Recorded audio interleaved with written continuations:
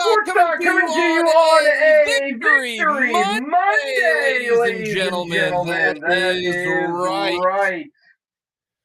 Kansas City Chiefs take care of business. The Kansas Jayhawks. What a performance by the Hawks. They're cooking, folks. We'll talk plenty of Hawks, talk plenty of Chiefs.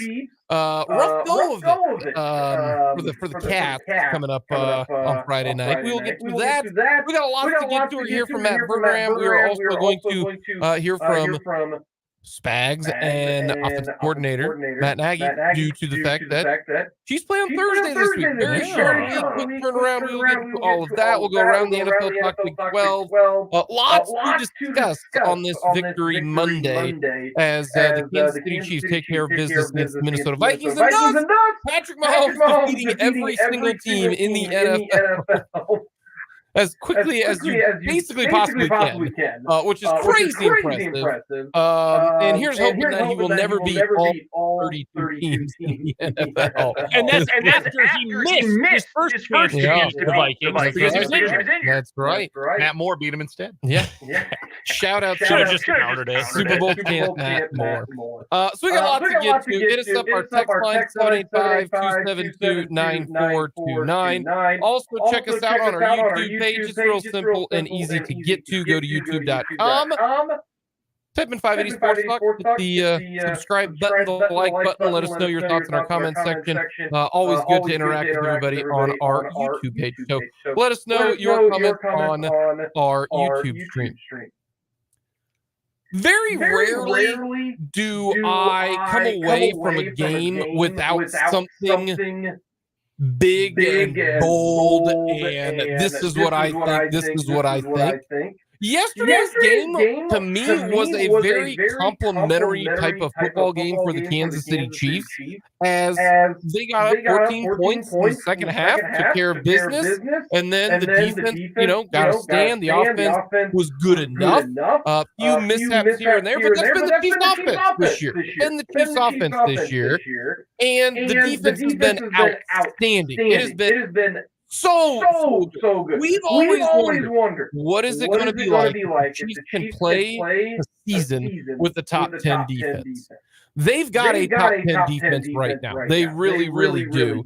If you hold every single team under 20 points, you are going to win a lot of football games. And I mean a lot of football games.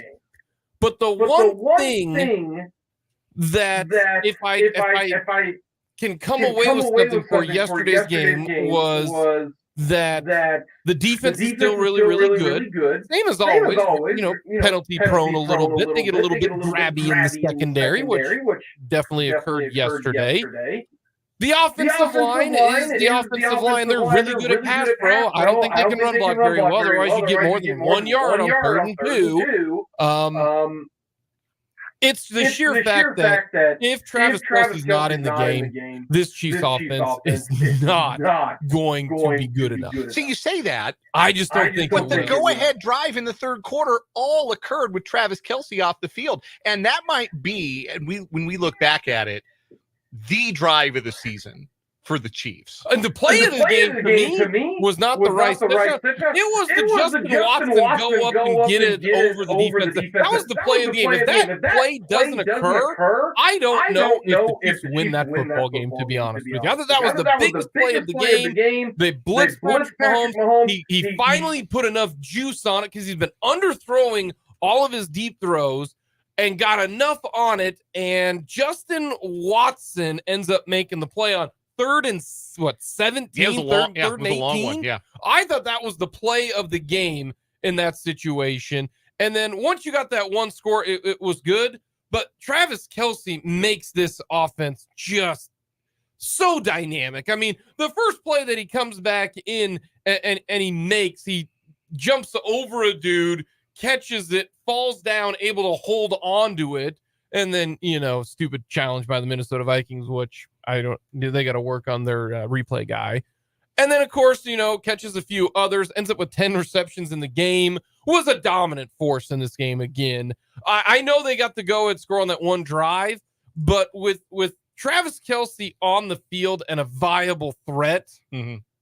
Like game 1, they didn't have him. You saw what the offense was. Game 2, he definitely wasn't 100%. They didn't put up a ton of points on the Jags. When he's in there and he's healthy, he is so good. And he's the comfort blanket. He's the comfort food for Patrick Mahomes. And the way I say that is at the end of the game, I don't remember if it's when they went up 14, but Mahomes drops back to pass. No one's open, shockingly, right? And then he steps up in the pocket, looks like he's going to run. But then all of a sudden, he sees Mr. Old Reliable out in the corner, and it's just backyard football. Like if you put Kelce and Mahomes playing backyard football when you were young or when you were a kid, that's what they do when the play breaks down. It's just like, all right, I know what he's going to do, and he knows what I'm going to do. And he, instead of running it and probably going to get smashed, not make it, he throws it across his body to his left. Kelce catches it, goes all the way up, first down, move the chains. Kelce's going to have to play for a couple more years at an elite level until the Kansas City Chiefs have a wide receiver that can take his spot and be that guy, because as he's the one guy that they can't afford to miss. Like they just can't, because I think he means that so much. And, we take for granted, the best ability is availability. This is the first time in Travis Kelce's career since his rookie year that he's been dinged up and nicked up and really doesn't miss a game and miss some time. They can't afford him to go down for a substantial period to me this year. Otherwise, this offense is going to be in trouble. See, I think that's an overreaction, Jake. Man, I hope you're right. Look, you're right about this. Kelce is hugely important. You're right about the things that he can do, the connection he has with Mahomes that no other receivers have right now. That trust, that feel, that ability to get into space. Kelce does that better than anybody else on the Chiefs roster right now. And it's a dimension that takes the Chiefs' offensive ceiling up a notch. But I want to go back to that touchdown drive out of the locker room where they went ahead and Kelce wasn't on the field, and why I think that's so important. I think that the issues that the Chiefs passing game has had through the first 4 weeks, and if you want to say into week 5, okay, into week 5, is a simple matter of trust. That Patrick Mahomes in the pocket, when he's confident. You can sense when he's confident in a route, when he's confident that a receiver is open, when he's confident that receiver is going to make a play, he'll rip the ball in there and he'll make throws that'll boggle your mind. And when he's not confident, like any other quarterback, you have that hesitation. You have that staying in the pocket too long. I think that's where the underthrows come from. I think that's where the missed throws come from, because you're just not letting it rip into a receiver that maybe you don't trust in the way that he has grown to trust Travis Kelce over the years. That's why I think that touchdown drive and a lot of what we saw yesterday was so important. We talked about on the postgame, Brendan and I did a postgame reaction. It's up on our YouTube page, youtube.com/@580sportstalk, talking about the trust tree for Patrick Mahomes. The nest. Travis Kelce is in the trust tree and always has been and always will be. Outside of that, going into this week, it didn't feel like there were a lot of wide receivers in that trust tree. Justin Watson's in the trust tree. And he's in the trust tree because if Mahomes is throwing the ball deep, that's who is down there to make the play. I think prior to this game, he was in the trust tree. It's just he didn't get enough snaps on the field. Right. You know what I mean? He doesn't play a lot, trust but that come with trust, though, is that like the whole team trusts that he can be out there for more snaps than he's getting? I think it's Mahomes trusting he's going to catch the ball. I think the Chiefs look at Justin Watson and go, we know his ceiling, and we would rather have other guys because they've got a bigger ceiling for it. And that's why maybe he doesn't get the number 1 or number 2 pass, snaps, if you will. I think that's more so on they think, I think he's third? He's third behind MVS and Sky Moore. Yeah. And now Sky Moore gonna start plummeting to the ground here, I think. 5th straight week, he's just out there getting cardio in. Yeah. 2 catches for 11 yards playing the top 2 wide receivers.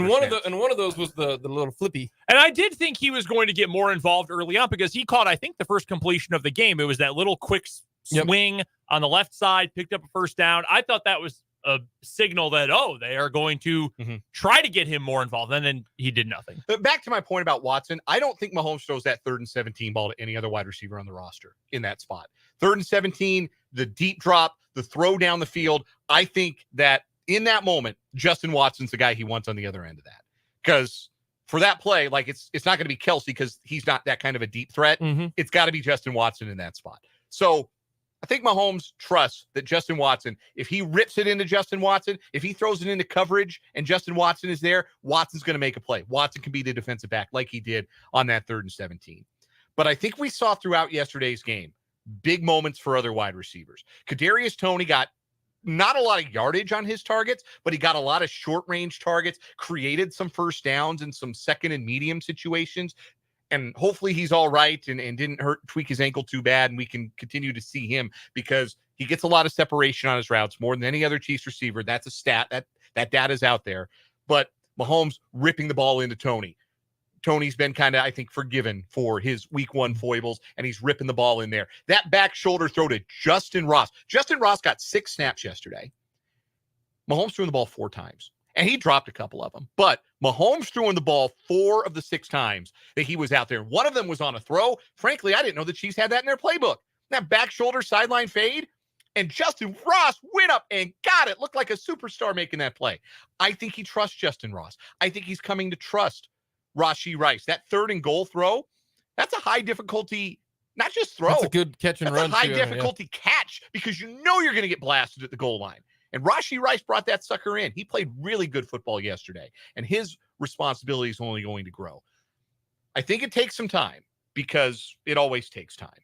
But I think what we saw are the seeds starting to bear fruit of Mahomes starting to trust some of these 1st and 2nd year wide receivers just a little bit more. And when he's got trust, he's going to make more throws. And when he makes more throws, receivers are going to make more catches. They're going to give up fewer sacks. And this offense is going to really click. They scored on 5 of the 7 drives they were trying to score on yesterday. They had a pretty good day at the office, I thought, to score 27 points on essentially 7 drives where you're trying to score. Because on the 8th drive, that's about killing clock. I think the offense is moving in the right direction. I think Mahomes' trust in his wide receivers is moving in the right direction. And that's a really good sign as Kelsey's effectiveness diminishes, which it inevitably will over the course of the next couple of years here. Mahomes is going to have to trust these guys. You're going to have to trust Rashee Rice. You're going to have to trust Justin Ross. And I think we saw the seeds of that start to bear a little fruit in week 1. One thing that this wide receiver unit has got to do is catch the ball. Yeah. Like we said week 1, I'm not going to say that this team has a case of the dropsies yet because it was really one guy, right? It was Toney. This is a team that drops passes. This is who they are. They drop passes. Ross dropped 2 of them. Rice dropped a pass. He's good for at least 1 drop every single game. You know, like that's a guarantee that he's going to drop a pass every single game. Now we're going to get into it. Will Howard's going to throw an interception every single game down the middle of the field on a deep ball. He's going to do that. The Chiefs just drop passes. I mean, if you look at that drive, Dan, that you mentioned to start the second half, it goes run to Pacheco, short pass to Rice, then, or beg your pardon, I got to start at the beginning. Sack for 8 yards, short pass to Toney, and then the deep ball to Watson. Then it goes run to Pacheco, pass to Ross for 13, short pass to Justin Ross, or pass to Rice, then a pass to Ross, up the middle for Pacheco, short pass to MVS, incompletion to Rice, incompletion to Ross, and that was the drop. And then 3rd and goal, you've got touchdown to Rice. Like, that's a lot of the young guys, and that's the reason why I think those guys are getting more reps than Watson is. That's the future of this team. Justin Ross and Rashee Rice are the future at wide receiver for this Chiefs team. And if this another one wasn't more evident, to me, the top 3 guys who need to get the playing time, and we did this last week, and if it doesn't scream more evidence that Rice and Ross, Watson are to me 1, 2, and 3 have to get reps.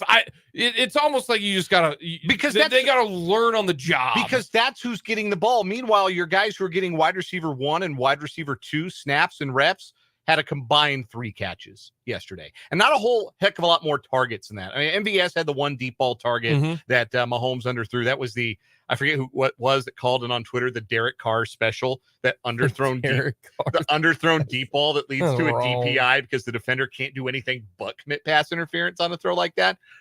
But yeah, like if those guys aren't producing, you got to play the guys who are. And production at wide receiver is intertwined with trust. Who gets thrown the ball? The guys the quarterback trusts to catch it.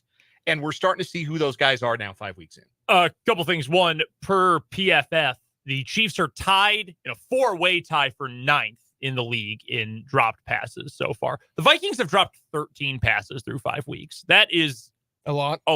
That is astounding. That's a half for the Ravens. Well, yeah.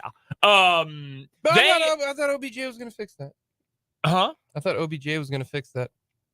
I can't fix the problem if you're not on the field. Well, yeah. Also, anyone who thought that was not someone worth listening to their opinion anyway. Here's what I need beyond the Chiefs just making catches. I need you to do something with the ball after you make the catch. Without looking, how many yards per reception is Kadarius Toney getting for you this year? Per reception? Like 7 yards? Yeah, yards per reception. Yeah, it's in like that 7 to 8 range. Too high. 5.9. He had 5 catches for 26 yards. The whole point of Kadarius Toney, the NFL player, is you get the ball in his hands and then he does something with it. He makes a move. He's able to hit the Jets. He gets yards after catch. Something there. He a couple of plays where he did make something happen. It was like stuff you ask a tight end to do. Right. Like he took on 2 defenders and squeezed through them for a first down. He did that a couple of times. One of them, it looked like he tweaked his ankle, and then we didn't see him again. Like in a 1-game sample, if you look at the Chiefs box score here and you see Travis Kelce averaged 6.7 yards per reception. And he's different because he's got a track record. Rashee Rice, barely over 8 yards per catch. Toney, 5 yards per catch. Moore, who we've been over his problems, 5.5 yards a catch. In a 1-game sample, you say, all right, whatever. They played a blitz-heavy team, and when you blitz a lot, you got to get the ball out quicker, so the depth of target isn't as high. And I think that's a fair explanation for the 1-game sample we're talking about here. For the season, Chiefs are averaging 10.5 yards a catch. For this team, this vertical team with so many guys you counted on to be bigger play targets. Like, all right, Kelce, for an example. And I think this is more of a team example because Kelsey's been injured with the knee. I get that. But again, he's got a track record. He's a Hall of Famer. What's he averaging for the year? Yards per catch. It's around 7 or 8. Yeah. 8.2. 8.2.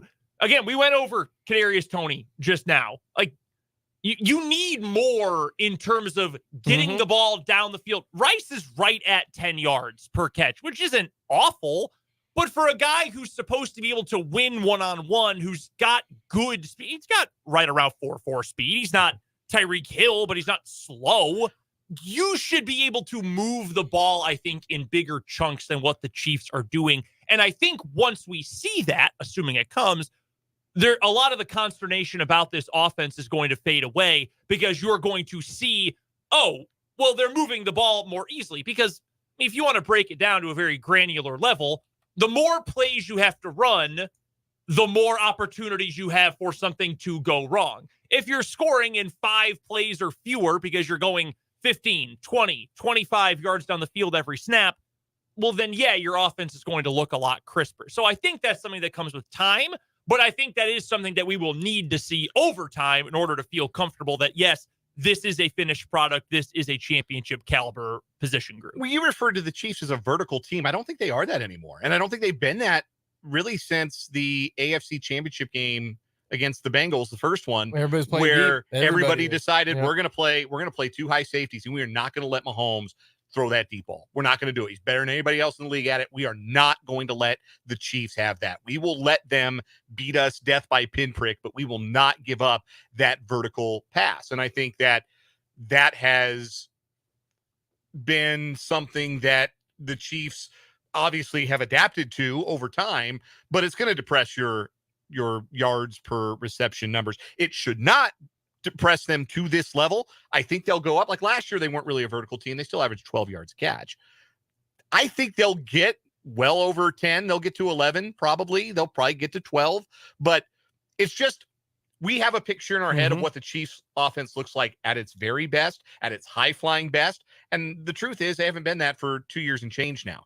They are an underneath passing offense. They are not a vertical team any longer. That's just the way that they are being defended. And it's also a function of the wide receivers they have on their team. How many pass attempts do you think Patrick Mahomes has down the field 20-plus yards this year?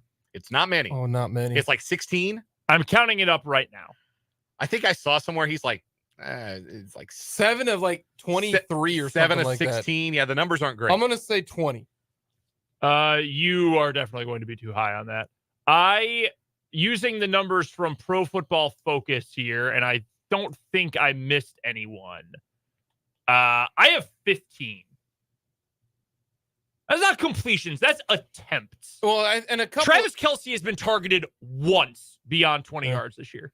It was intercepted. I think some of those two have like, because he did throw it down the field a couple times and resulted in pass interference or a penalty.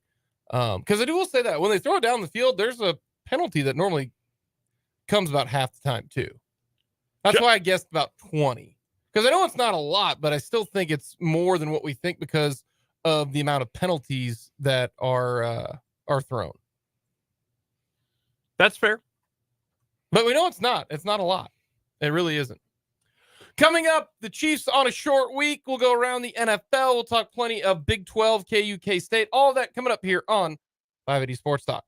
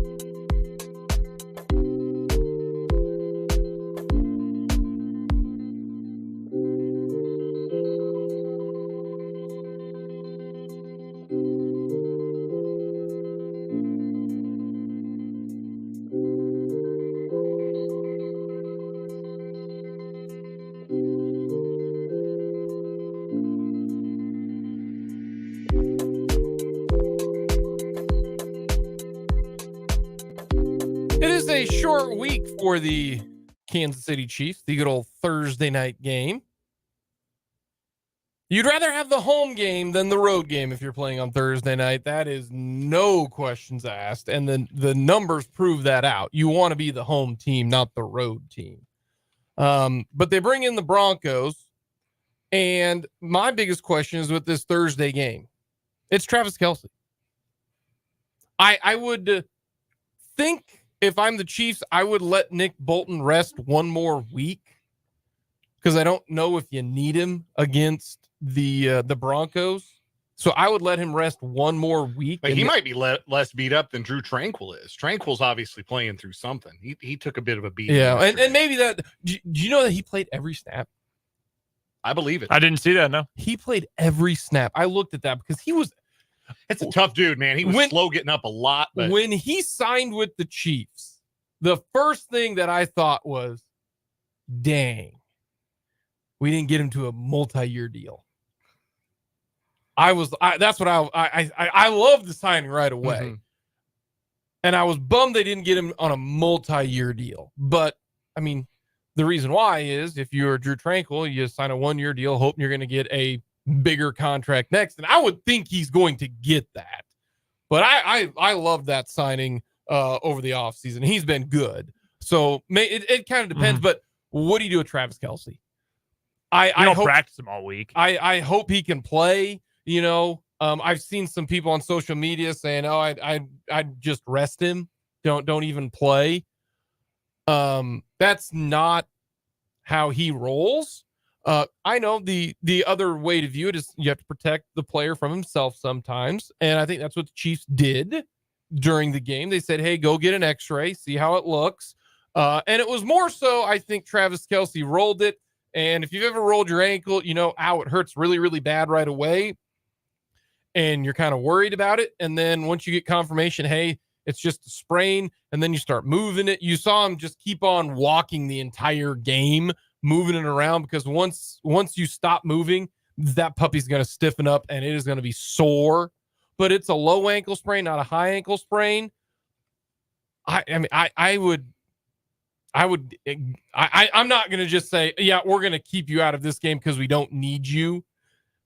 That I know the Broncos stink. I know they're not any good, but in the year of our Lord of 2023 in football, anybody can beat anybody. I mean, anybody can beat anybody. The Broncos can beat the Chiefs. Therefore, that's why you have, and right now, if you are the Chiefs, you are in a great spot. You really, really are. You can't afford a misstep against a bad team. You can't afford a misstep in a loss if you want that number 1 seed and you want to get there. So that's why, to me, if he can go, he goes. You're not holding him out because it's the Broncos or it's a Thursday night game. If anything, you say, hey, can you gut it out?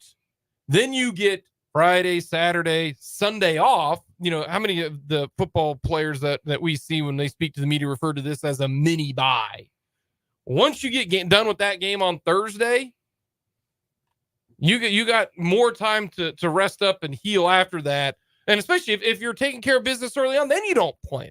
So I kind of look at it as a differently. If he's there to go, you play him.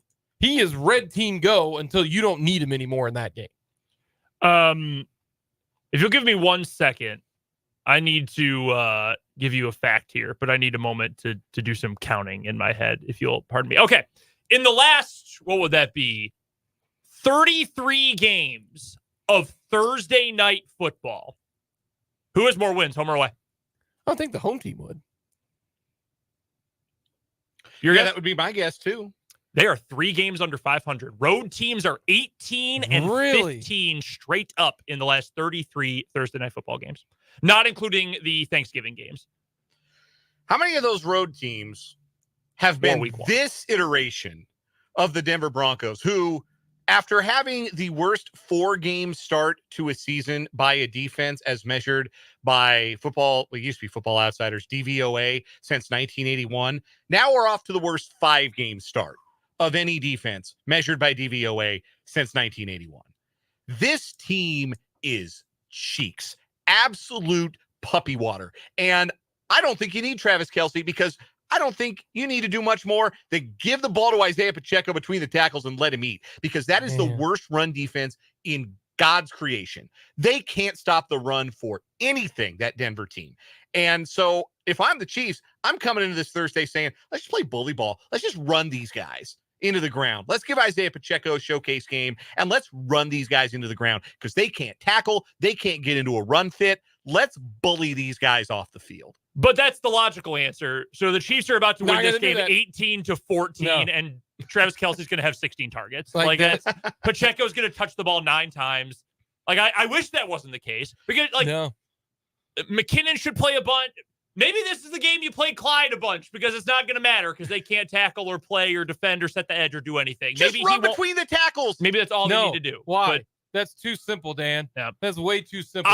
Tommy Townsend is going to throw a ball on 4th down inches in this game. No, it's just what they're going to do. We need Rice to be involved in the blocking game on a key 3rd and 2 for the Kansas City Chiefs. I'm so sick and tired of I'm so sick and tired of the just mind-boggling play calling on 3rd and short.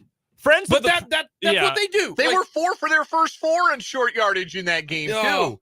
And then they got so cute. Yeah, tried to run it off tackle, pretended they were going to send Mahomes out as a wide receiver. That was kind of funny. I don't know. They're good at running between between the tackles. This is a team that runs the ball really, really effectively.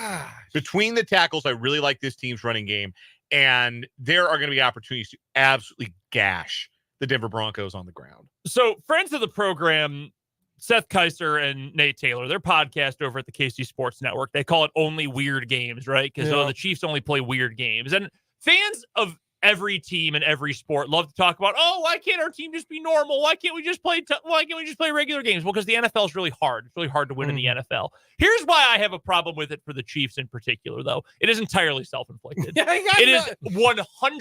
I agree. Most of the time they play a quote-unquote weird game, it is their own damn fault. Yeah. Just hand the ball off on 3rd and 1. Run power. Just do a normal thing. And you would be just fine. It is entirely their own fault. No. There was no reason for the Jets game last week to even be competitive, but they had to get weird. Coming up, we'll go around the NFL and talk all things upsets here on 580 Sports Talk.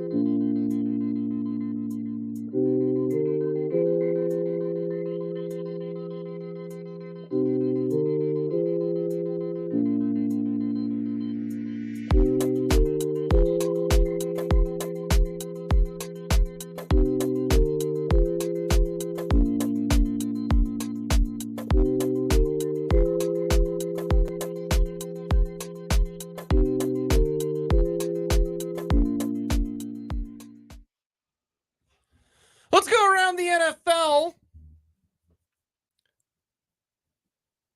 Biggest takeaway for me this weekend. Are the Bengals back? That was an impressive performance. Jamar Chase as he, Instagram posted 7-11. He had one of the games that shows you he's that good. I know the Cardinals aren't very good. Is it more concerned about the Bengal defense because they gave up that many points? But it sure looked like 20 points. It sure looked like Burrow threw the ball down the field a lot better. Yeah, he looked a lot better. So are we thinking, okay, they avoided catastrophe and Burrow's feeling pretty good, or because early on the Cardinals were up 14-10, I believe was the score. Late second quarter. And I'm thinking that at that point in time, that was a must-win for the Cincinnati Bengals. You cannot lose to the Cardinals. You cannot lose to the Cardinals. So if you are the Bengals at that point in time, you would have gone to what? That would have dropped them to what would have been their record. They would have been 1-4. They'd have been 1-4, and you're done. You're Kaputski, because they still had so many tough games left, and they're not going to run the rack, right? So, but they got the win. So I think maybe that was a season-saving type of game for the Bengals. Short term, yes. They've got Seattle coming off a bye in their next game. Now, Seattle's pass rush isn't great, but they did just sack the quarterback 11 times in their most recent game. That's true. It's better than Arizona's. And that's going to be the real test, I think, for Burrow, because he did look more comfortable on the leg, but he still doesn't look real mobile, real comfortable moving inside the pocket. He was able to step into some throws, rip some throws a little better, still threw some puff balls. I still don't think he's close to 100%, not going to be 100% for a while. If Seattle can make him move around and be uncomfortable, the offense doesn't function in that way, and they lose that game to the Seahawks. It's a losable game for the Bengals. For sure it is. Yes. They go 2-4. Is that at home? That game is at Cincinnati. It is a home game. Yeah. Okay. So, but then they go, man, gosh, there's, like I said, the Bengals have a tough schedule. They go Seahawks, at the 49ers, home to the Bills, then they go Texans, which is now not a cakewalk anymore. No, not a cakewalk. Then you're at the Ravens, home against the Steelers, at the Jaguars, and then at the Steelers, at the Chiefs. I mean, they've got a tough schedule. And Browns week 18, who own the Bengals. That's a tough schedule. Yeah. No, I mean, I think it is far too early to say that the Bengals are back. I don't think this was a good win. I mean, you win on the road, period, in the NFL. That's a big deal. And if you win by 2 scores on the road, that's a huge deal. But I think there are still too many questions to say that, oh, yeah, suddenly the Bengals are back in that top tier of AFC teams. It's Chiefs, Bills, Dolphins, and then everybody else to me in the AFC. Okay. And I don't think the Bengals are there right now.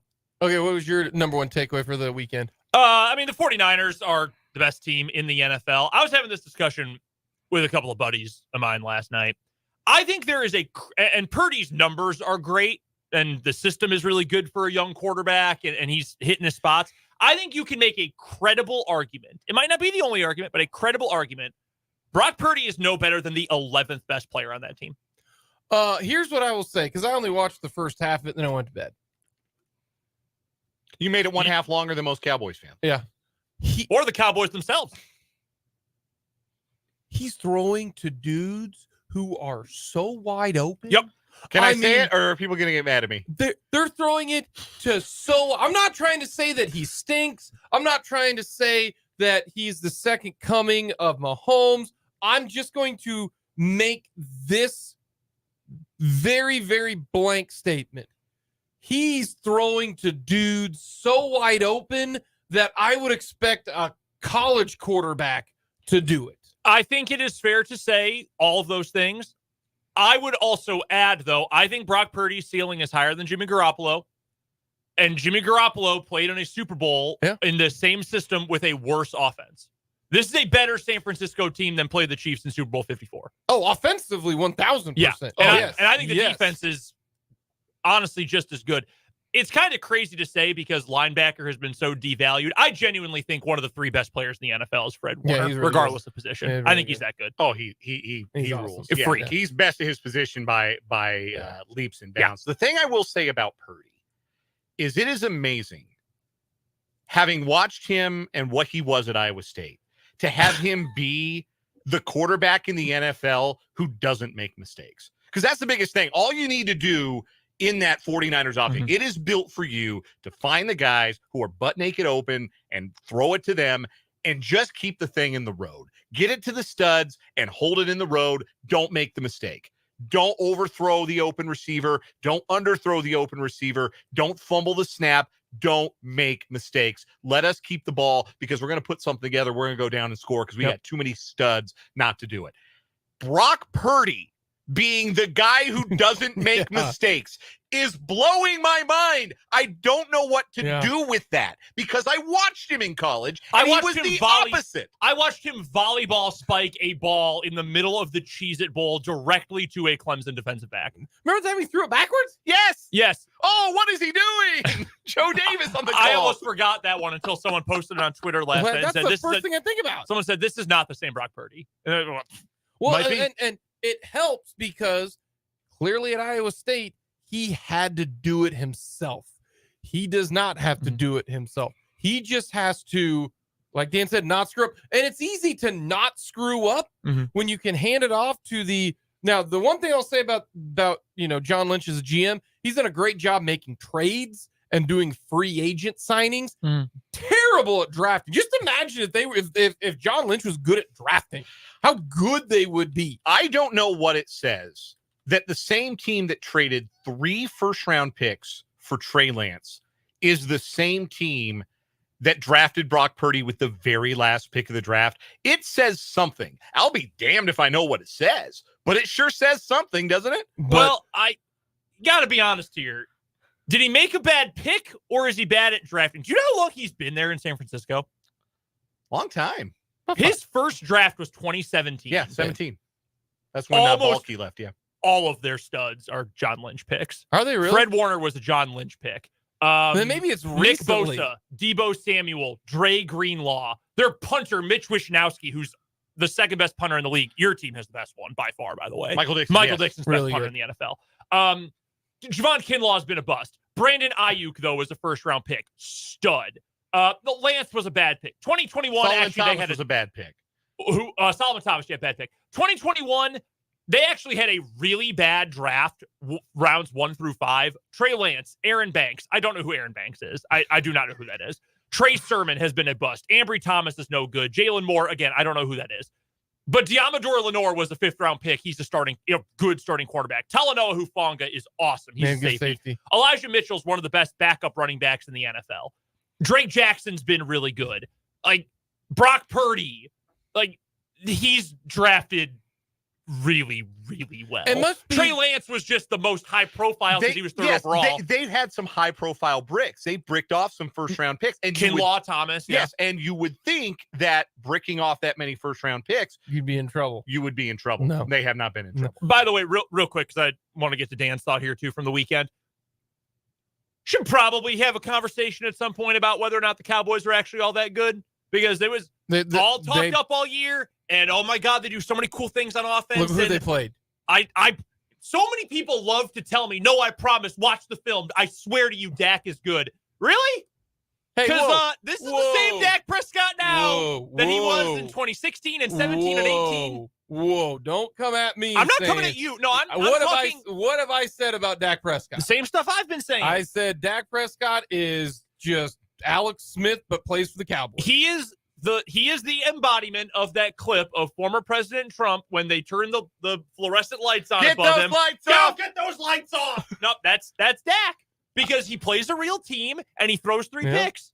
But here's who they've played. Giants, who we have since found out are garbage. Yeah. They're a bottom 3 team in the league. The Jets, who are good. Now, they put up 30 points on a good defense, but the Jets are miserable. They stink. They put up 22 points on that defense. They scored 9 on defense. Yeah. That's true. They lost to the Cardinals, who are feisty but bad. They beat the Patriots, who are horrific. Mac Jones is the worst quarterback in the NFL. He's worse. Yeah. You know what? I think he might be worse than Zach Wilson, because Wilson will at least take sacks. Mac will just throw the pick. And then they got housed by the 49ers, and they were not even competitive. All right, Dan, what was your big takeaway for the weekend? My big takeaway from the weekend is that John Harbaugh and the Baltimore Ravens should be really glad that the Los Angeles Chargers exist. Because if the Chargers did not exist, we would have a term in the football lexicon, and it would be called ravening. And we would say that ravening is losing games in inexplicable, horrifying fashion that you have no business losing. Because that is who the Ravens have been going on about 3 years now. There is no reason whatsoever that they should have lost that football game to the Steelers, who are wretched and who are in a tie for first place with Baltimore now and have the tiebreaker because they beat them. Do you remember? But I was just told last week that Mike Tomlin needs to be fired. They're sorry, man. They got one player. And hey, credit to Matt Canada, I guess. No. They finally Do threw not the ever deep say ball. those words to me ever again. Don't put him in jail. Put him in hell. Take him now. That's aggressive. Get rid of him. This is aggressive. Hey, He is a football terrorist. in the second half of that game, they finally figured out, hey, we got a certified freak on offense. We should get him the ball as often as possible. And then they did it. They scored a win touchdown finally. Is evil. Hey, Evil. I was a year early on George Pickens being rookie of the year. I've been a big George Pickens guy. But back to Baltimore. Like, you can't lose that game. Correct. You've got no business losing that football game. And you screw it up in every which way you could possibly screw it up. Offensive mistakes, defensive mistakes, penalties, special teams mistakes. You get a pump block. Just screwing up and finding ways to lose over and over. That is what the Ravens do. And if not for the Chargers, we would talk about the Ravens the way we talk about the Chargers. They had that game gift wrapped to them with the fumble on the punt return. And well, the Ravens offense was bad all day. It was not Lamar's fault. Like, there were so many drops. I have some questions about the supposedly new scheme they run. The one time Lamar made a very obvious it's on him mistake happened to be where any amount of points probably wins you the game. Yeah. He threw that pick. That was a terrible Or they throw. could have gotten some points at halftime and they go for it on 4th and 2 instead of just kicking the field goal. Yeah, and I'm usually in favor of the aggression, but you got to know your opponent, and you got to know the idiot who's coordinating the other offense. Here's the Baltimore Ravens in the second half. Okay, punt, 5 plays punt, 4 plays punt, safety, punt, interception, fumble, 4 plays, turn it over on downs. Like, they did nothing. Now, I will say this. TJ Watt is awesome. Yep, he's freak. TJ Watt is freak. a game-changing monster. He really, really is. Yeah, they got 2 dudes. Like Alex Highsmith, if he did not play on the same team as TJ Watt, would get a lot more recognition. But the Steelers do have 2 guys off the edge monster who can wreck you. And when they get to tag teaming you in the way that they did there late in that game, that's where the Steelers are dangerous. Okay. They have to win games with defense and let George Pickens make 2 monster plays a game, and maybe they can 17-10 their way to 9 wins this year. That division, 10 wins max for any team. It's kind of what it feels like, doesn't Any it? team, 10 wins max. I will say this. This is why the NFL is you just never know. I was told that the Bills were an absolute juggernaut, and then they go and they lose. Now, let me ask you this. How much of it is the Jags are starting to figure it out, or you know what? The Bills are just inconsistent. I wonder how much of it was the Jaguars got to spend 2 weeks in London. Not even that. Did you hear what Josh Allen said this past week? Which one? The Bills one. Okay. Bills Josh Allen. What did he say? They didn't even travel until Thursday. No, a lot of teams do that. And he said teams do that. And he said going into the game, he was still dealing with the jet lag and tiredness. Stephon Diggs called him sleepyhead. During the week, he's like, oh, yeah, he's sleepyhead. What? How? How do you not have a better plan than that? And I get you want to be around your facility and your heavier stuff and whatever. Dude, make adjustments. I think that's what the that Chiefs is do. so dumb. I think the Chiefs are going to go down on Thursday. Josh Allen scouting report, 6'5", laser rocket arm, giant, sleepy boy. Red zone weapon, pros, cons, he EB and NEB to sleepy.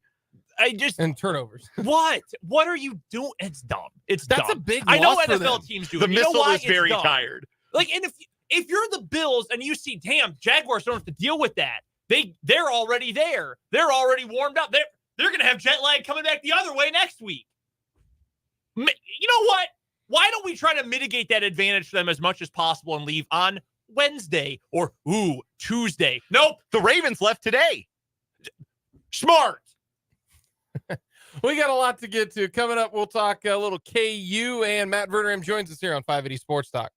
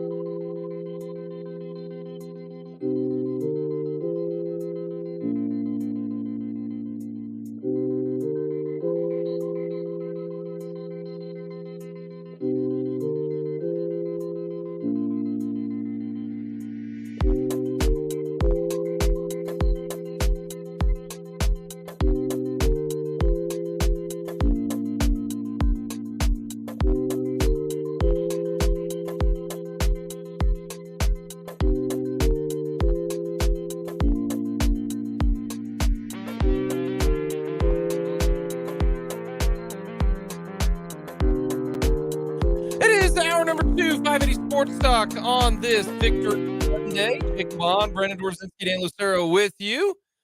Thank you for stopping by. Don't forget, you just heard the word. That's candle. And you have a chance to win $2,000 a day with the 580 WIBW keyword and ghost your bills. Just go to our website, 580WIBW.com. Click on the ghost your bills image. Very simple. And then type in the word candle. And then hit enter. That's all you got to do. It's that simple. And you have a chance to win. That word is only good for this hour. So, candle. CANDLE. Candle. Candle. Very simple, very easy. That's how we want you to win. We're going to talk about Matt Verderame coming up at the bottom of the hour. Lots to get to with Matt. We'll also go a little weekend recap with the good, the bad, and the ugly. You cannot use this for your good, Brendan. You can't. So I'm eliminating it from your possibilities. Okay. And that's the KU football team. Okay. Because the KU football team, without Jalen Daniels, said, all right, we've got pretty good O-line this year. They've improved from last year. And we got 3 absolute horses back there who we can hand the ball off. Let me ask you a question. What was the game that Giddens for K-State did really well in? What game was that? So UCF game. It was the UCF game. I am so mad I didn't put that together because kudos to KU. This is something ready that maybe the Chiefs should do, especially coming up this Thursday. But credit Colton Nicky, credit Lance Leipold. They're like, look, here is going to be our game plan. We have Jason Bean. He's not a great, accurate passer. What on film have we seen from this UCF defense? They can be got if you hit them in the mouth. So we're going to take Devin Neal and we're just going to ram him. And then we're going to take Daniel Highshaw and we're just going to go boom, boom, boom. And then you know what? Oh, we're not done. We got like 4 other running backs who can do this. And they just annihilated them. You want to know what the biggest flex that you can have if you're an offensive lineman and a running game in college football is when the opposing team has to go goal line defense at midfield to stop you. And guess what? UCF didn't even try that. They just said, no, we're going to keep doing this because we don't know anything different. They didn't even try. They didn't even try to put 9 dudes in the box and say, Jason Bean beat us. They didn't even have that. Their pride was too much in their way. You can stop. You could have stopped KU's running attack because all you got to do is throw bodies out there. That's all you had to do and say to KU, hey, try something different. They didn't. I was like, how is KU doing this, right? I was watching Washburn struggle against Missouri Western, kind of similar way when Western just ran it all over them to the tune of 400 yards. But I went back and watched that game.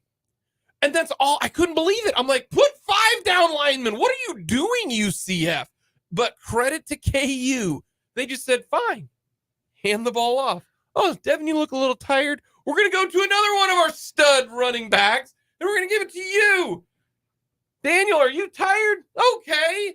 Like, that was impressive. That was something like that right there is something I didn't think KU could do this year. I didn't think KU could just say, screw this. We're going to smash mouth. Because what was the big problem in under Miles and the first year under Leipold is they had no O-line. None whatsoever. Yeah.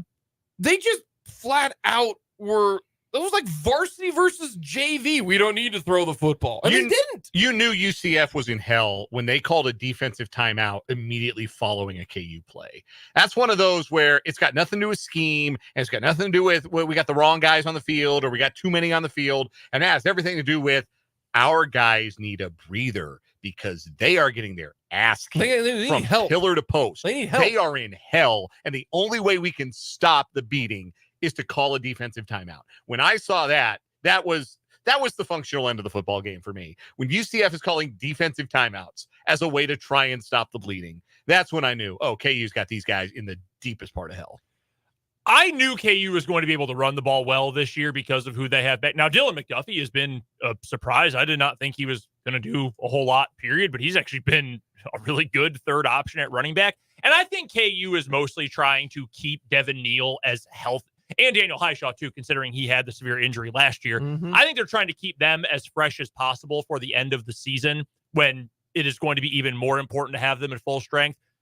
Devin Neal had 12 carries. Yeah, that's it. 154 yards and a touchdown on Saturday. He could have, I don't know that he's getting to Tony Sands, 396. Tony Sands, who got inducted into the Ring of Honor at KU. Put some respect on his name. Tuxedo Tony. That's Tuxedo Tony. I don't know that he's getting to 396. He's hitting 200 if they give him 20 carries in that You know game. what's funny is easily. You're like, oh, he got 154 yards on 12 carries. Well, he had that 75-yard touchdown run. Okay, that's fine. Let's take out that 75-yard touchdown run. That means he had 80 yards on 10 carries, basically. That's 8 yards a pop. That's still really damn good. Yeah, I mean, he's been phenomenal.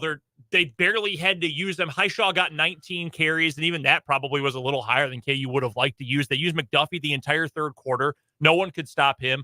I was rewatching some of the tape today, and I mean, the offensive line was great. They were just destroying them. Mushed them. I wonder a little bit, and this is inspired by something that was said today about preparing for the KU offense. And if this is why UCF, I think, just doesn't have a very good defense. Fast, but just not very good. Also, real great time to announce Gus Malzahn's extension to 3 straight losses, including a historically bad collapse and then getting your ass kicked up and down the field for an hour.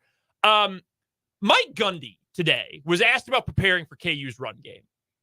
And he said that Andy Kotelnicki is a, quote, traditional wishbone guy. Does KU run out of the bone ever? No. But hold on. You can see the similar. It's more of the bone. No, that's what I'm getting out to. of the gun. That's what I'm getting to. Is then he then added that KU's run game is tied to the triple option. Before playing BYU's defensive coordinator, Jay Hill, said that preparing for KU was like preparing for Air Force. You know what Air Force doesn't do very much? Pass the ball. Throw it. They're awesome, too. They're really good. That is what is making this KU team, especially with Bean in at quarterback, so much more devastating in the run game. You need the offensive line to play well, obviously. But when you can give, on any given play, a look where 3 different guys can and will be successful running the ball, that's really hard to stop. It is really challenging to do. You've got tight ends who can block really well, because Jared Casey's great at that, and Mason Fairchild's gotten a lot better. You've got wide receivers who, if you give them one-on-one matchups, they can beat you. Grimm can beat anyone in college one-on-one, and you've got some legitimate deep threats now. Wilstead, the punt return, he can beat you one-on-one. Skinner, Arnold, they can do the same thing, especially in the intermediate zones. And then Bean can run it. He's the fastest player on the whole team. Devin Neal is as good as he's ever been. Daniel Highshaw can beat guys on the ground. And Dylan McDuffie is apparently also a starting caliber running back, or at least looked that part this weekend against UCF. They can give you so many different looks. It's really hard to slow that down. And if there ends up being a game where you say, hey, Devin Neal, you got to touch the ball 25 times. We need you to carry the ball that many times. You know what he can do? That, and do it well and successfully. There was only one bad thing in the entire game for KU, because their defense played well. And I think more UCF just was all out of sorts. They didn't score till it was 31-0. McLean didn't play well, and then Plumlee got in there. But here's the thing: I'm upset at the stat keeper. For what reason is that? 399 yards rushing. Come on, man. We can't give him 4. Can't give him 400 yards rushing. So the official stat is that's the most for KU on the ground since 2018 versus Rutgers. What a game that was. Art Sitkowski. That's not a boy Art? That's the all Art Sitkowski that was the game. Puka Williams Jr. show that day. Yeah, the Puka show. Oh, by the way, speaking of Puka, Devin Neal passed him KU all-time rushing yards on Saturday. 9th all-time now in program history. It was just but credit to them. Now, had they gotten to 401, would have been their most since 2006. Yeah, that's incredible. 400, and this is a conference game. UCF maybe a little different first Yeah, and that's the thing that I think bears pointing out is, and it's not it's just still UCF. largely G5 roster. Yeah, it's all the newcomers are struggling in the only win that a new Big 12 team has in Big 12 play is over another new BYU. Yeah, is over another over Cincinnati. new Big 12 team. Like, there is a difference in weight class, and you have to exploit that if you're playing one of the newcomer teams, and Kansas absolutely exploited that. Viciously bullied UCF up front. UCF didn't have the dudes. They were too light in the seat, and KU bullied them. And that was fun to watch them bully and do it in the way that they do it, which is a really unique, as you laid out, their running scheme, their blocking scheme is really unique in this league. Raises a question. And the AP voters sure think this is the case, at least right now. But is Kansas the third best team in the Big 12? I know. I think the answer is yes. I think the answer is yes. And I'm not asking right now. I'm asking, like, big picture. Mm-hmm. Do we think that this team is the third best team in the Big 12 conference? I'll say on current form, I think the answer is absolutely and to me, that's all that matters, because you can only go with what you've got. And that is right now through the first 3-4 weeks of Big 12 play. No, I think they are. I know West Virginia's undefeated right now, but the schedule that they've played, not the greatest. And it's one-score games that they've been winning. And so, no, I think KU is. We're going to get to K-State in the 4 o'clock hour, but no, K-State was the third best team. And then I saw that performance on Friday night in Stillwater off of a bye. KU is the third best team. And unfortunately, they are by far the third best team in the Big 12 at this moment. I ain't gonna complain about that. Yes, though. there is a very defined 2-team tier at the top of the Big 12 hierarchy.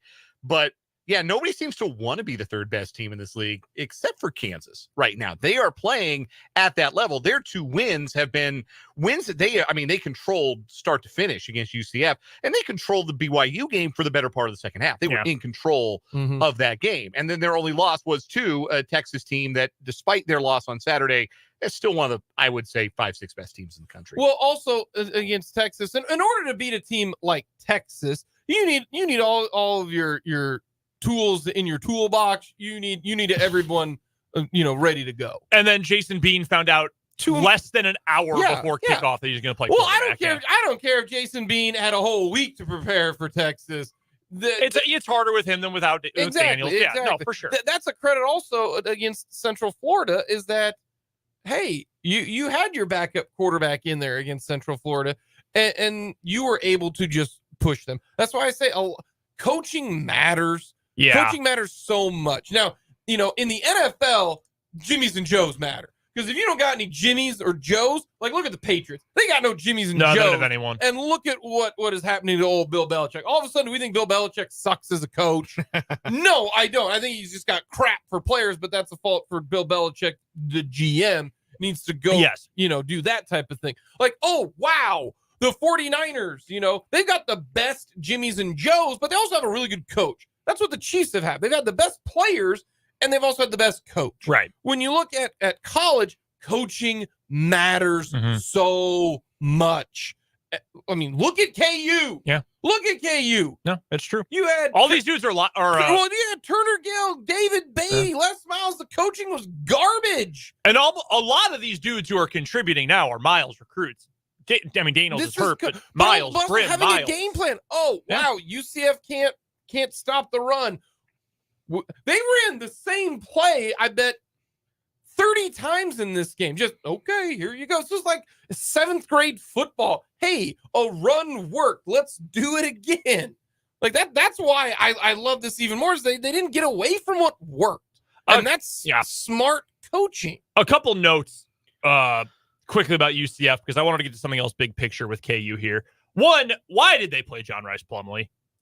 He got out there, ran 3 snaps, and it was clear he had no chance. He went 3 of 7 for 33 yards for the game. He didn't even play the final 3 quarters. What was the point? That was difficult to watch. That was upsetting. Yeah. They put him out there. I feel bad for him. Yeah. And McLean wasn't great, but you have to imagine they would have been at least a little more prepared offensively if they had had a better plan with their quarterbacks. Also, apparently, and I had just seen whispers of this, apparently Malzahn was not thrilled that KU scored to break 50 at the end of the game. Hey, Gus, you called a timeout down by $1 billion with 3 minutes left. That is not KU's fault. Gus Malzahn also called a timeout with 2 seconds left in the K-State game to add a cosmetic touchdown when they were down 44-24. So the last guy I want to hear any lectures from about that is Gus Malzahn. Shut up. Yeah. So the big picture thing I wanted to touch on here, and yeah, I mean, it's OU and Texas at the top. That's fine. Of the rest of the league, 8 wins is very possible for this KU team. I said 7 going into the year, and I think that was the next step for this program, right? Winning record. Back-to-back bowls and a winning record. Yep. They haven't done that since 2008. 8 wins is really realistic now. Oklahoma State maybe is starting to get a little momentum. They're obviously feeling good after that win. They'll have an extra day of rest and at home again coming up next Saturday, so that's not going to be easy for KU. Bye week, Oklahoma. Oklahoma will likely win that game. I think KU will be competitive, but Oklahoma will probably win.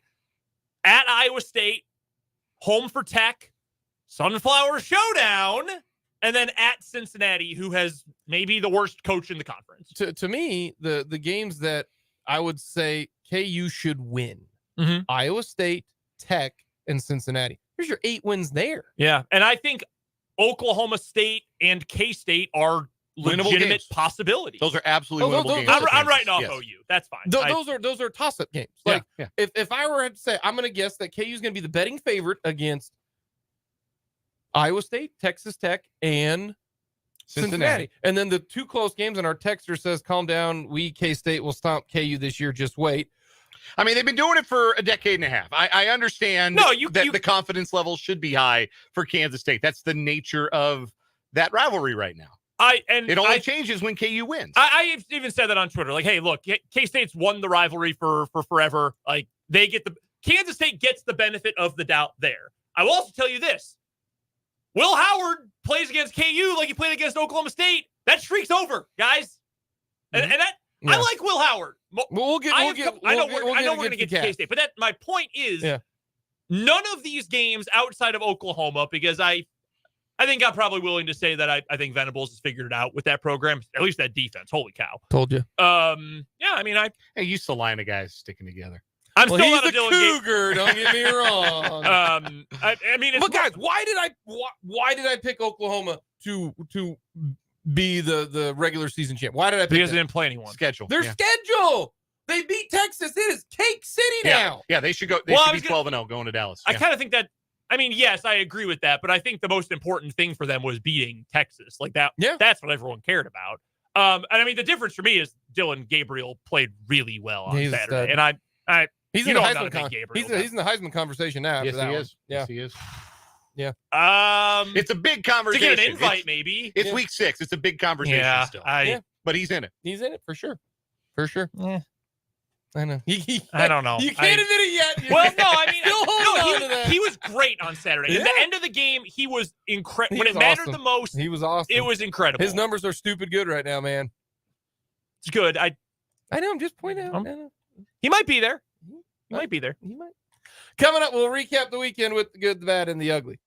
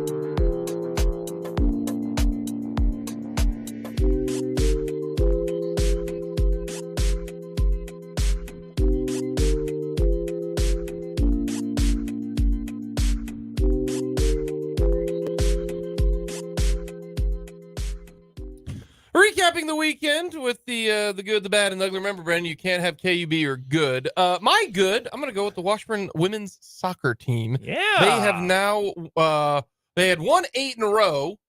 Now they are still haven't beaten in 9 matches. They tied against Northwest, but they are atop the MIAA right now, something that hasn't happened for the Washburn women's soccer team. They're really, really good right now, and they are crazy young. Couple Washburn rural girls on the team as well. But shout out to the Washburn women's soccer team. Good for them. Heck yeah. So I'm not going to go with KU football, but I do have a list of 118 to 23-year-old male athletes at the University of Kansas I'd like to get to. No, I'm just kidding. It's like their roster.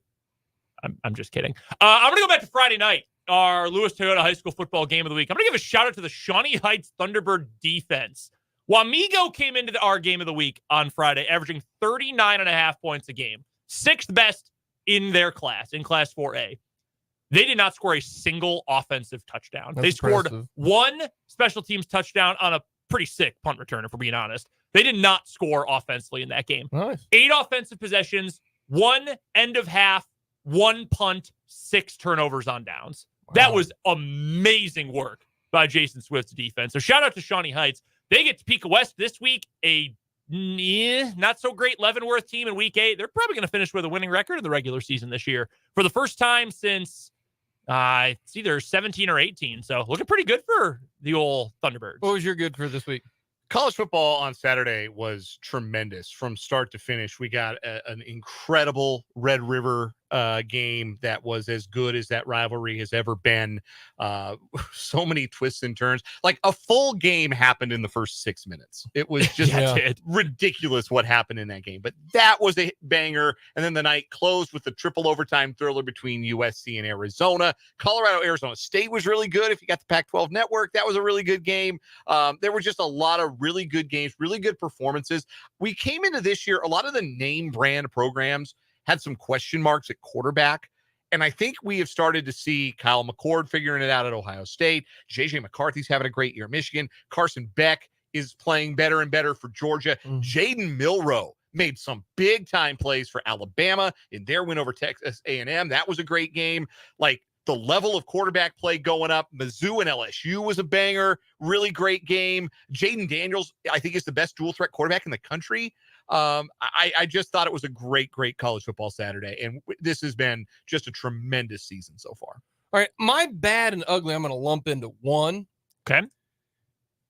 And when I say, and I'm not trying to be, dramatic, No, be dramatic. And because I like a little nuance. I do. But we saw the dumbest decision in the history of football this weekend.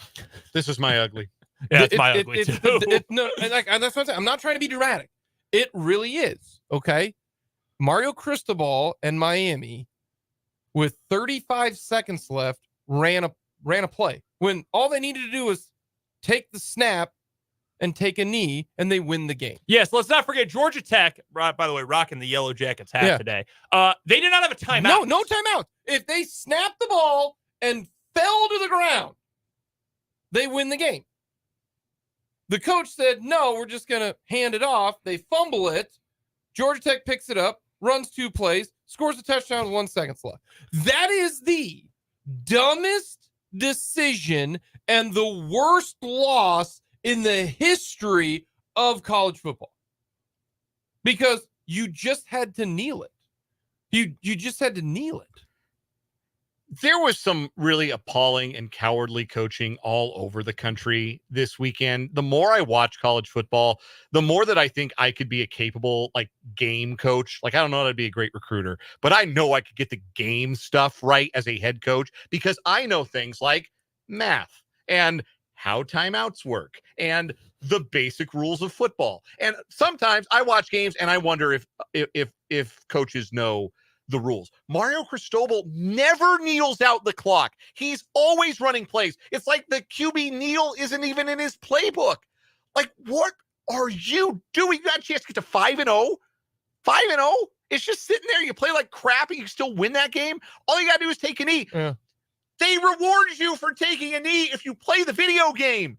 Remember NCAA football? They give you XP if you take a knee at the end of the game. Just kneel. I don't know the Miami quarterback's name. Maybe Tyler Van Dyke. Yeah. He stinks too. No, I'm not going to lie to you. I know my quarterback when I was playing at Washburn. Mm-hmm. If that play was called, he wouldn't have done it. He would have took a knee. He said, I don't know what the hell we're doing. Coach, nope, ain't running that play. He would have took a knee.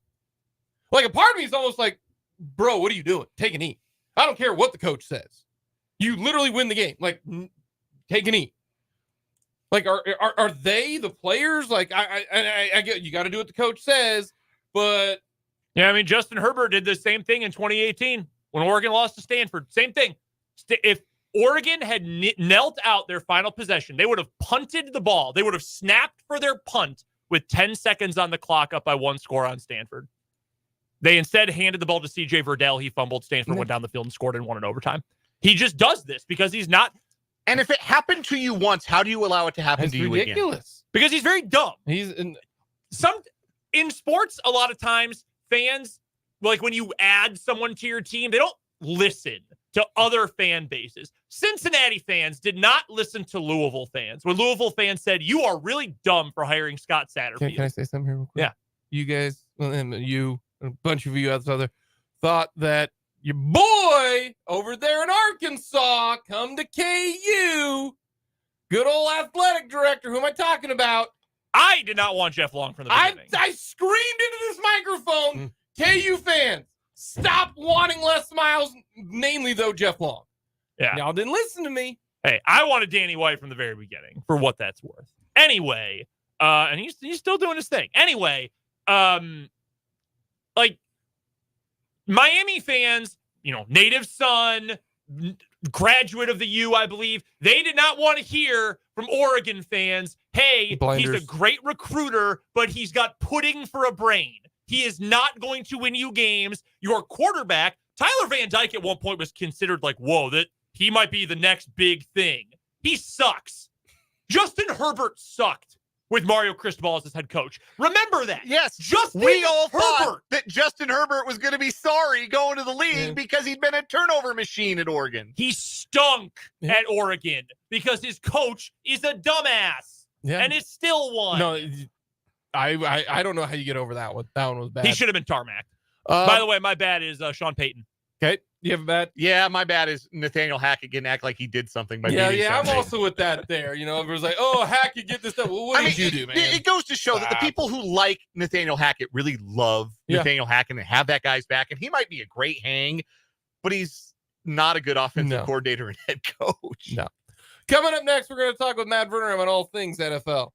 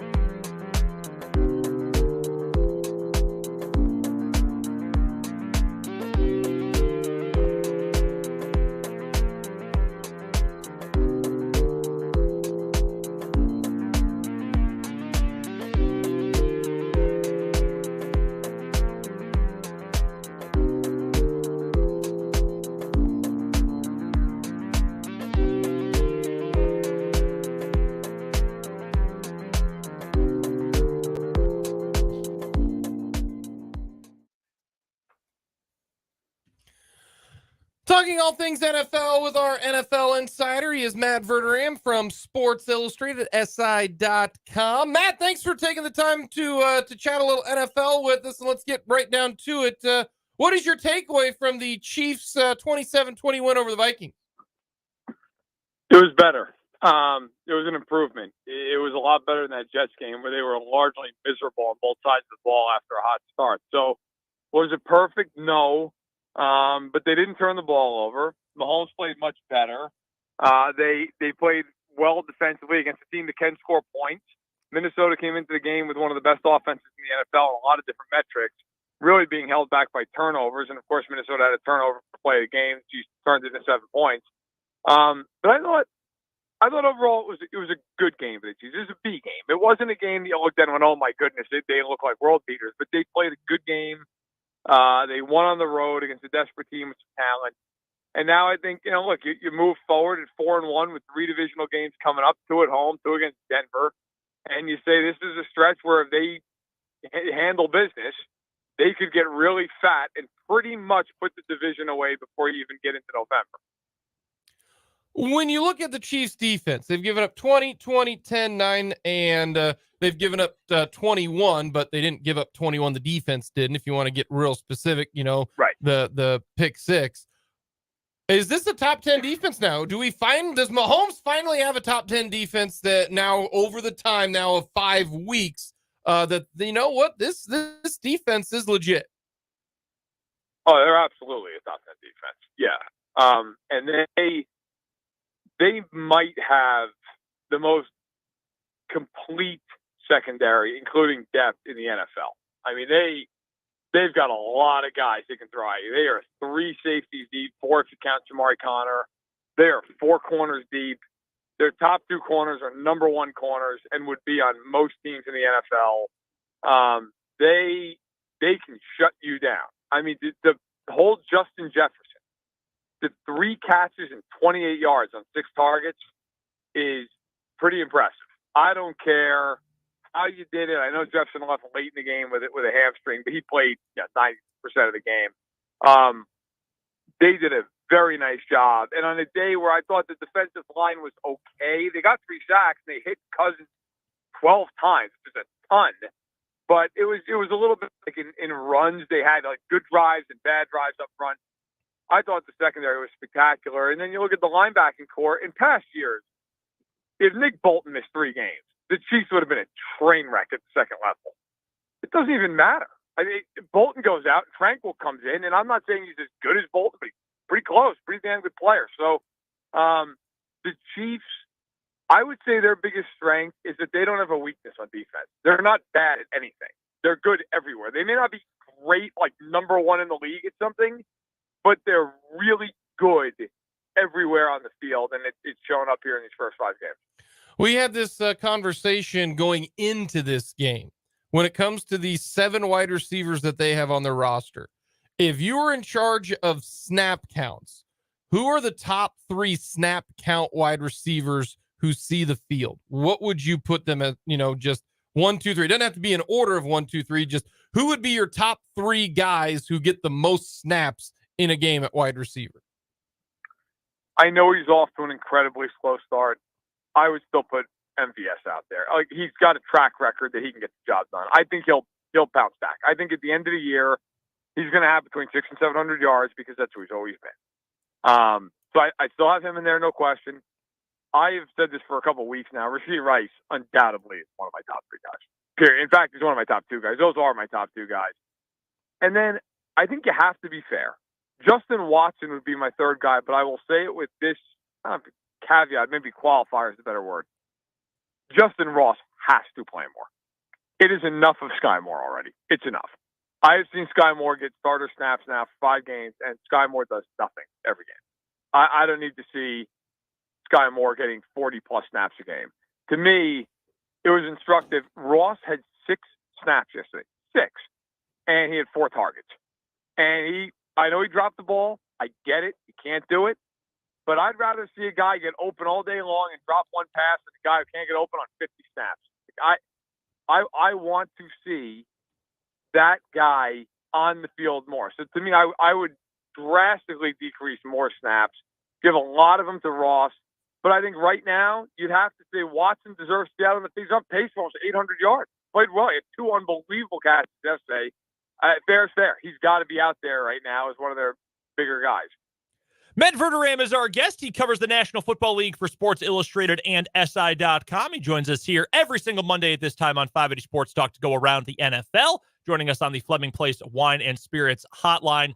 Matt, let's go back to yesterday's first game of the day, the London tilt at Tottenham Hotspur Stadium, as the Jacksonville Jaguars, London's team, knocks off the Buffalo Bills 25-20. Was that game to you more about the Bills maybe just not being ready for it after traveling late in the week and getting the slow start? Or was that game a little bit more about the Jacksonville Jaguars are maybe getting back to who we thought they could be? I think it's both to an extent, but I think it's more instructive about who the Bills have been, not only this year, but for years on end now. Like, this is why, when they beat the Dolphins the way they beat them, I still felt the same way I felt going into the season. They're a team that has an incredible knockout punch. They're also a team that leaves themselves wide open sometimes. And you can't do that in the NFL. They could easily be 5-0 right now, but they blow a game to the Jets they should have never blown. And you could look, we obviously talk about the Chiefs a lot on this show. Like, we could easily sit here and say, well, the Chiefs almost blew the game against the Jets. Yeah, they didn't. That's the difference. They didn't blow it. They found a way to win the game. Okay? The Eagles almost blew a game to the Commanders, but they didn't. They beat them. But that's the NFL. You survive in advance. The Bills have these games that you go, how do you lose that game? Jacksonville, how many times yesterday did they drive deep into Buffalo territory and not score a point, and they still won the game? At some point, if you're Buffalo, you got to finish. You got to win that game. And so I look at it, I think Jacksonville is going to win the AFC South. They're probably going to win 11 or 12 games. They're going to be there. But I don't think they're on the same par as some of the top teams in the AFC, which, by the way, I would put Buffalo on. But Buffalo has this tendency to just lose games that are right there for them for 4 quarters, and they just refuse to win it. And I thought yesterday was one of those games. The nightcaps, we'll go from the earliest game to the latest game yesterday. The 49ers just pantsed the Cowboys. And, that game wasn't even competitive, Matt. The 49ers right now look like the best team in the NFL. I think it is only fair to say there are some real questions about the Cowboys because the 3 teams they've beaten are 3 of the worst teams in the league. And, hell, they have a loss to another one of the lesser teams in the NFL. Who did that game say more about, the dominant 49ers or the paper tiger Cowboys? Dallas, because I already knew that about San Francisco. Like, it's not super impressive. Don't get me wrong. The Niners, it was very impressive, Sean. But I know the Niners are great. The Niners have all pros all over the field. I think Purdy at this point, look, you have to fall somewhere, if you're being honest, between he's very good and he's at least above average. I don't know how you could sit there at this point and say, no, I think he's just a top 20 guy, nothing more. No, he's better than that. He's top half of the league minimum. I think in my quarterback rankings I have coming out this week, I think I'm going to have him 10th. Like, he deserves credit. He's played really well. But I feel like nothing the Niners did in that game was, oh my goodness, I didn't know San Francisco was capable of this. With Dallas, you'll look at the game and go, as you pointed out, and you're right, like, they've beaten 3 teams who are helpless offensively. Then they get into a game as the Niners where in the game, like, okay, you're going to have to push the ball. You're going to have to score some points. Dak immediately goes out and throws 3 interceptions. And, like, not interceptions that weren't his fault. Like, all 3 of them are his fault. All 3 of them are awful throws he's no business making, and he gets picked off. He also missed some throws. He had down the field guys open, and he missed them. And, like, this goes back to the same thing everybody's talked about with Dallas for the last couple of years. The coaching, you don't ever really know what you're getting out of McCarthy. The quarterback play, it's not bad, but it's always a little underwhelming. And so when I look at the NFC right now, I don't know how you could argue. You got 2 teams. You got Philly and San Francisco. That's it. Those are the teams you have. And after that, you've got Dallas and Detroit and Seattle, who, like, on their best day could be a problem in a playoff game. But if Philadelphia and San Francisco just show up in the playoffs and even play their B game, it's over. They're winning. Unless they're playing each other, they're winning. So the real question now is just, with those 2 teams, who stays healthier, who gets the 1 seed? because I don't know that anybody else is capable of getting it.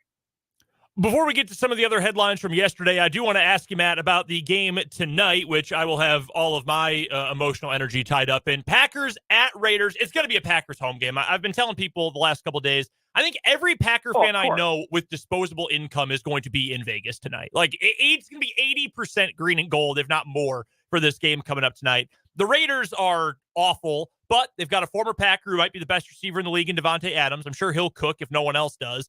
The Packers have some major defensive questions. Love is still, growing, developing, still in an evaluation process with no Aaron Jones tonight. Right. So who you got, Packers or Raiders? Oh, the Packers. I don't understand why the Raiders are favored in this game. Me either. I don't like. And I said this to somebody the other day, and they're like, "Well, the Raiders are at home. Who cares? There's going to be 50,000 Packers fans in the building, and it's not like Green Bay's got to travel to Siberia for this game. Like, what is the flight? 2 hours? 2.5 hours? Like, I don't understand. I'm not a gambler. I don't bet on the games. If I did, I would bet a significant amount of money on the Packers money line. Like, I don't get it. The Raiders are atrocious. Like, I don't care who's a quarterback. Yeah, Adams probably will eat. You're right. He's probably going to have 10 catches for $140, and the rest of his team's going to have 60 yards. I don't see it. If for no other reason, the coaches. I'll just take LaFleur over McDaniels and leave it at that. Like, there's no way I'm picking the Raiders to beat the Packers in this game. So, yeah, the Packers. Like, I saw them in their last game, that Thursday night game. I was up at Lambeau for it. They were blowing off the ball. Well, guess what? The Raiders aren't blowing anybody off the ball. So I will take Green Bay to win. And frankly, I think to win even by maybe 2 scores in this game. Matt Verderame of Sports Illustrated is our guest, joining us on the Fleming Place Wine and Spirits Hotline, as he does every Monday here on 580 Sports Talk. Matt helping us break down the league. You can check out his work at si.com in Sports Illustrated, and you can find him on Twitter at Matt Verderame. Matt, between the Patriots and the Giants, which of those teams is in a deeper circle of hell right now? Well, I gotta tell you, they're both in a deep circle at this point. I guess I would have to say the Patriots for one reason. I think that, Dable, he's young. Like Joe Shane, he's young. They're going to get a pass for this year because of the success they had last year. And they're going to kind of get a reboot on this because, look, they're just going to draft the quarterback. They're going to draft the quarterback after this year. And they're going to trade Daniel Jones. And then after that, Jones is going to go somewhere and play 1 year and probably get cut. And that'll be the end of it.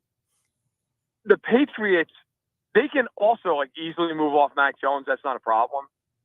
The problem is Belichick is going to be 72 years old this offseason. Where are you going? What's happening with this team? Is Bill O'Brien going to be the head coach? What is the future? And I think the Giants, they have some players on the team. Now, offensively, they got to figure it out. But they have some players, and I think the coaching staff is largely good. They have injuries everywhere, and they're not that talented on offense. Killing them. The Patriots, other than Judon, and I think Christian Gonzalez is going to be a hell of a player. Who's there? Who are the guys that you're we're building around? There's not one guy in that offense that you're that guy's a fantastic player. That guy is a bedrock player. There's no Andrew Thomas. There's no Saquon Barkley on the Patriots. Who is he? So I look at it, and I think you have to say that the Giants are in better shape, even if both teams right now are awful. Just if for no other reason, the Patriots, I think it's time to just say, you know what? It's time. It's a tear it down to the stud situation. Whereas with the Giants, if they get a real quarterback and maybe get a receiver, you can look at that thing and go, okay, they could bounce back pretty quick. Plus, they're in an easier conference. The AFC, good luck. That's you have to not only get a good quarterback, you got to get a great quarterback, but you have no chance. In the NFC, you have a halfway decent quarterback. You could be the 5 seed, even in the NFC.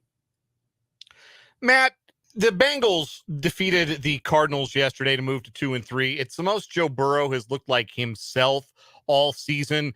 It's an exaggeration to call that a season saver, probably, but how bad do they need their game against the Seahawks this coming week?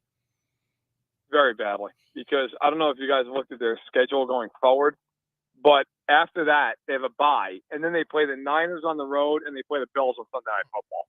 So better beat Seattle, because otherwise there's a real chance you're 2-5 going to that game against Buffalo. And I don't even love the chances in that game, quite honestly. Look, they staved off basically elimination yesterday by beating the Cardinals, and that's fine. Look, Burrow played well, and Adam Higgins, Chase had 3 touchdowns, all that. That game was 24-20, like deep into the second half, and the Cardinals had the ball. I think it was at the Cincinnati 21 or 22, and it was 4th down and a yard. And it just so happened the Bengals, give them credit, they rose up and made a play. They couldn't stop the run all game, which has, by the way, been a huge problem for them all season. They can't stop anybody running the ball. They made the play, and then they were able to pull away. But they needed Dobbs to throw a pick 6. They needed the Cardinals, frankly, even by the Cardinals standards, to not play that well. Like, it wasn't a game you watch and, wow, the Bengals put it on them. They didn't. It was a struggle for the Bengals. I am not overly bullish on them even after that game. Matt, as always, we appreciate the time. Enjoy the game tonight coming up between the Raiders and the Packers. We appreciate it. Hey, thanks a lot, guys. Take care. Matt Verderame, SI.com, also Sports Illustrated. So he's not fully on board with the resurgence of the Bengals. I get that. Yeah, I get that. And he kind of had the same thing about the Chiefs. Like, it's just good. It's a game. They won it. Yeah. Good for them. Played better. Yeah. Still room more for good improvement. than bad. Yeah, more good than bad. More bad than good. K-State. We'll get to that coming up next here on 580 Sports Talk.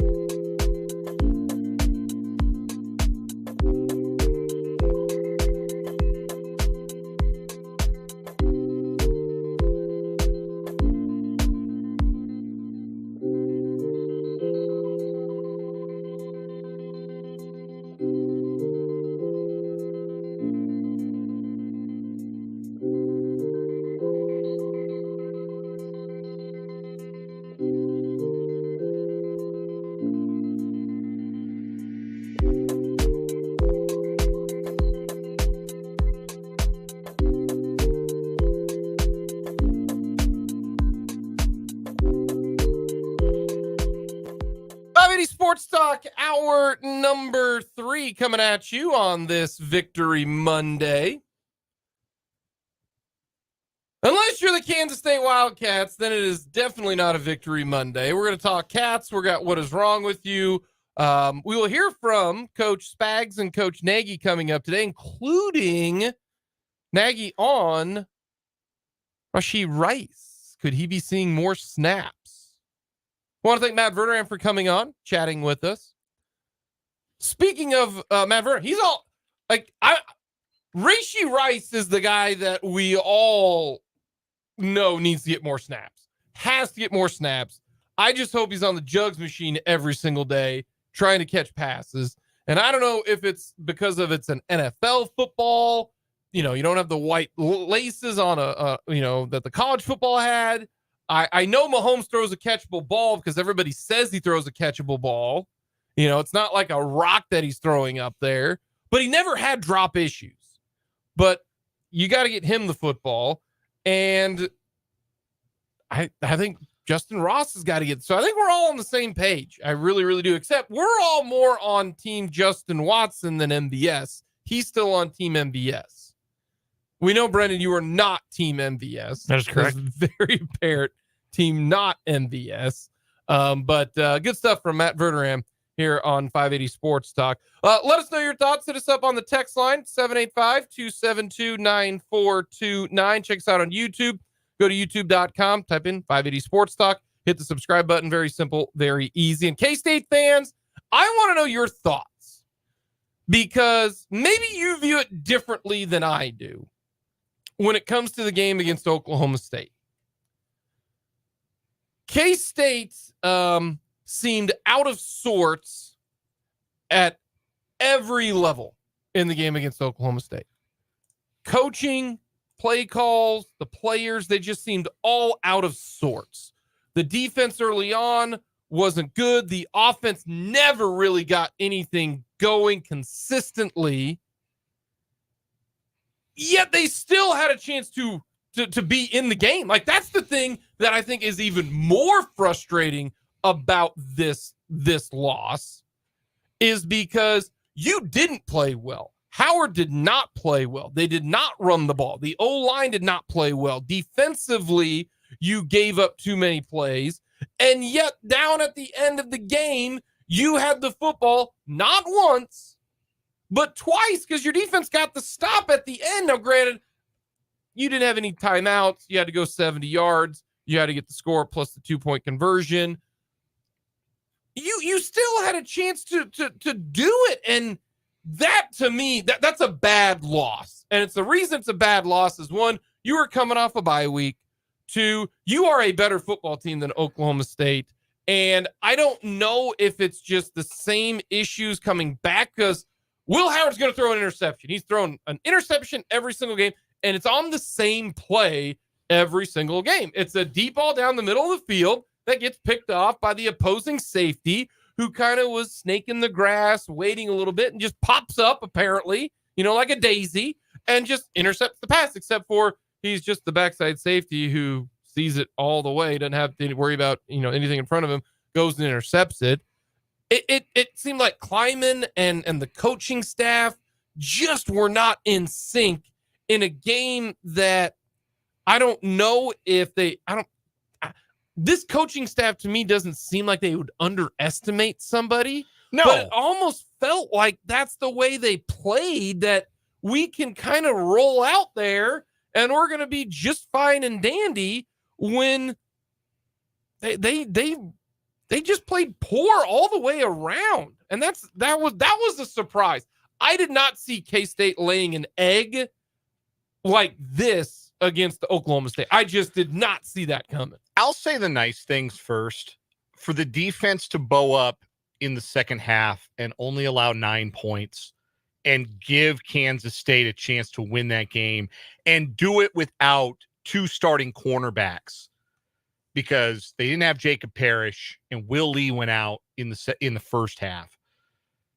Kansas State's defense deserves some credit. Early in the game, it was just simple pitch and catch that Oklahoma State did all the way down the field. And that works for a drive or two, right? You're going to make some hay if you do that. If you do it all night, you tip your cap, but nobody ever does that all night. It's just not how football works. They nickel and dime K-State down the field in their first scoring drive. You give them credit.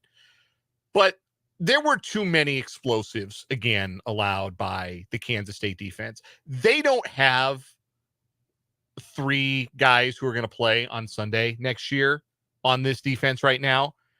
That's pretty significant. That's a big difference. And so when you're bend but don't break, which a lot of defenses are, you can't be this bendy. And I think they're a little too bendy right now, giving up those splash plays. But they play well in the red zone. They came up with a field goal block. The defense did give Kansas State a chance to win that game. My frustration lies in Kansas State offensively having a plan that I don't think fits their personnel, because they are calling a lot of first down pass plays, which I don't mind throwing the ball on first down. I don't. But a lot of the time, a lot of the pass plays I see Kansas State run, they are like NFL windows, NFL throws, the kind of throws like if you've got a first round pick at quarterback or you've got first round picks on the perimeter, run those plays all day. And there's not much another team is going to be able to do to stop it. But Will Howard's not that guy, and Kansas State's receivers are not those guys. So when you're trying to have Will Howard fitted into a tight window on first down, when you're throwing deep balls on first down, you know where you end up more often than not? 2nd and 10. And 2nd and 10 is not a good place to be. 2 weeks ago, before the bye, Kansas State bullied UCF. They kept feeding DJ Giddens and feeding DJ Giddens and feeding DJ Giddens. And that is, as we talked about UCF with regards to how they held up against Kansas's running game this week, that is at least a function of Kansas State knowing who their opponent was. But are you telling me you can't hammer and chisel away behind your offensive line at Oklahoma State? You can't? You can't put your offense in 2nd and 7, 2nd and 6 a little bit more often? You can't put Will Howard in position to make throws that he is capable of making more frequently. Because look, Will Howard's got a big arm, and I've seen him make some throws where I go, oh, that's a big time throw.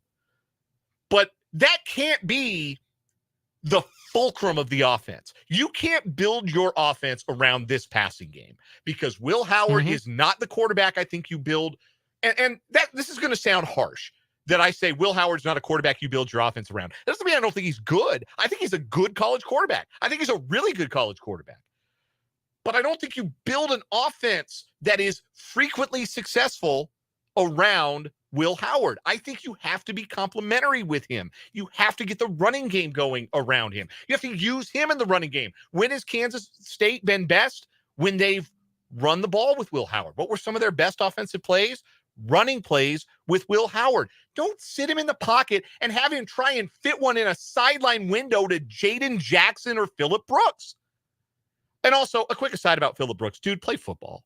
Man, like, play the game. Play the game hard every snap, or don't play at all. Because there was that 2nd and short in the red zone where they call an option, and Will Howard has a walk-in touchdown if Phillip Brooks does anything instead of standing there like the PlayStation controller dying and disconnected and I know what you're talking refusing to block. Like, dude, like he ran a lazy route on the pick six, and there's miscommunication there. It was a bad route. That was the one play there that you can't have Will Howard and Phillip Brooks not on the same page. Yeah. Too risky of a throw. And it was that was the biggest play of the game, the backbreaker. If they go to the locker room down 6, I think they win that game. But going in down 13, that changes everything about how you have to script the second half.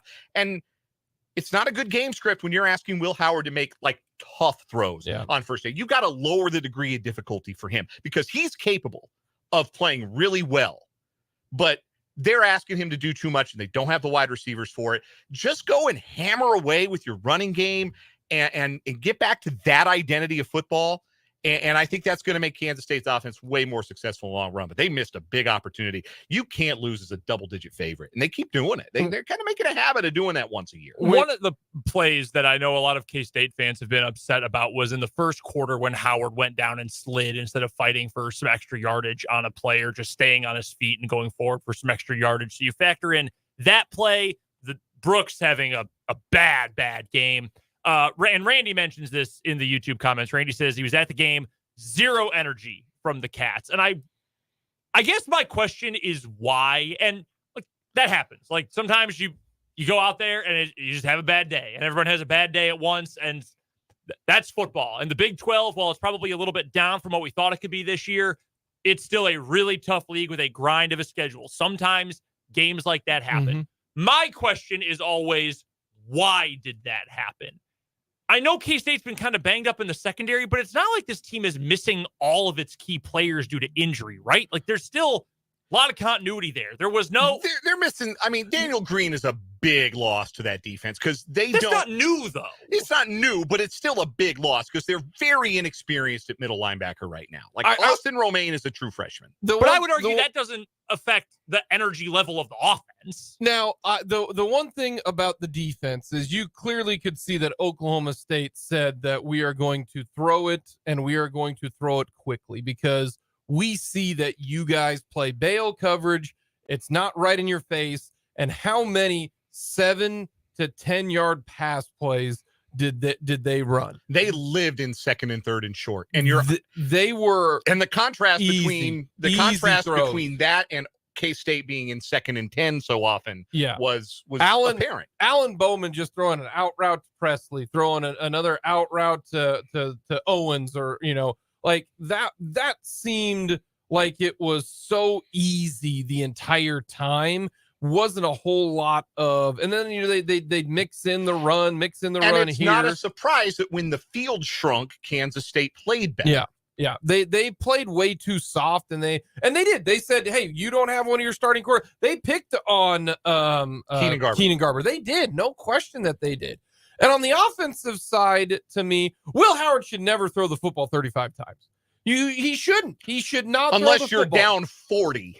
And even then, like they got within one score, late in the second half, and it was the bad pass play at the end of the first half where I have no problem going for it, but you can't. That's a throw you can't make, even if you have to make sure you're on the same page. But the fact that they hand it off, like all we hear about is the K-State offensive line being really, really, really good. Body blows, right? That's the one thing that every single offensive lineman can tell you that the one thing they intentionally did that. And they talked about that against UCF, that we got to run it even if we're not good at running it early in the game because we got to wear them down. And that's the one thing, if you want to get into analytics, and boy, howdy, the old go for 2 down 14 after you scored situation lit everybody on fire. I think I got like 5 texts saying, why'd they go for 2? Because they're smart. They're smart. That's why. I'll answer it for you because they're smart. No, I didn't have the energy to send all those texts out. I actually thought the broadcast really explained that. They did well. Very well. That's the new frontier in. But the one thing that I don't like about analytics and the running game is that the numbers do not show a defensive player wearing down because nobody likes to get hit in the face 40 times. Why on earth do you think KU was so successful as well, not just at the start of the game, but at the end of the game? Because nobody likes it when you just get beat and pounded and pounded. You wear down. Yes, analytics say, this play is supposed to do this. You shouldn't run the football here.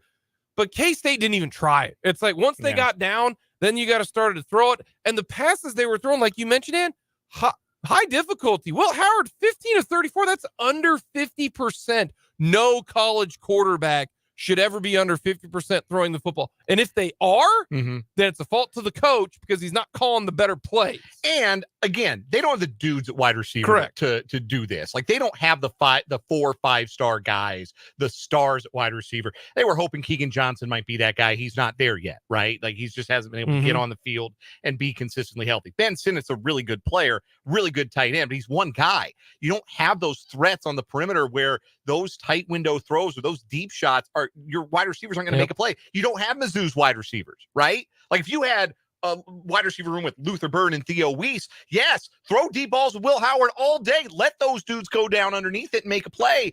But you don't have those guys. And it just, I don't understand why they think that's the passing attack they have, because it's not. We have a texter from the 75 asked, when does Will Howard get benched? I don't think that's going to happen. No, I don't. That's not going to happen. I don't think that's the fix. The fix is get back to your identity, which is the running game. And that was why it was so surprising to me that I felt like the UCF game established, okay, this is what Kansas State's going to be the rest of the season. We're beef, right? Like, yes. All-American Kansas get behind that Kansas beef and hammer and chisel teams away, and Will Howard can be a threat with his legs, and that opens up the middle of the field in the passing game.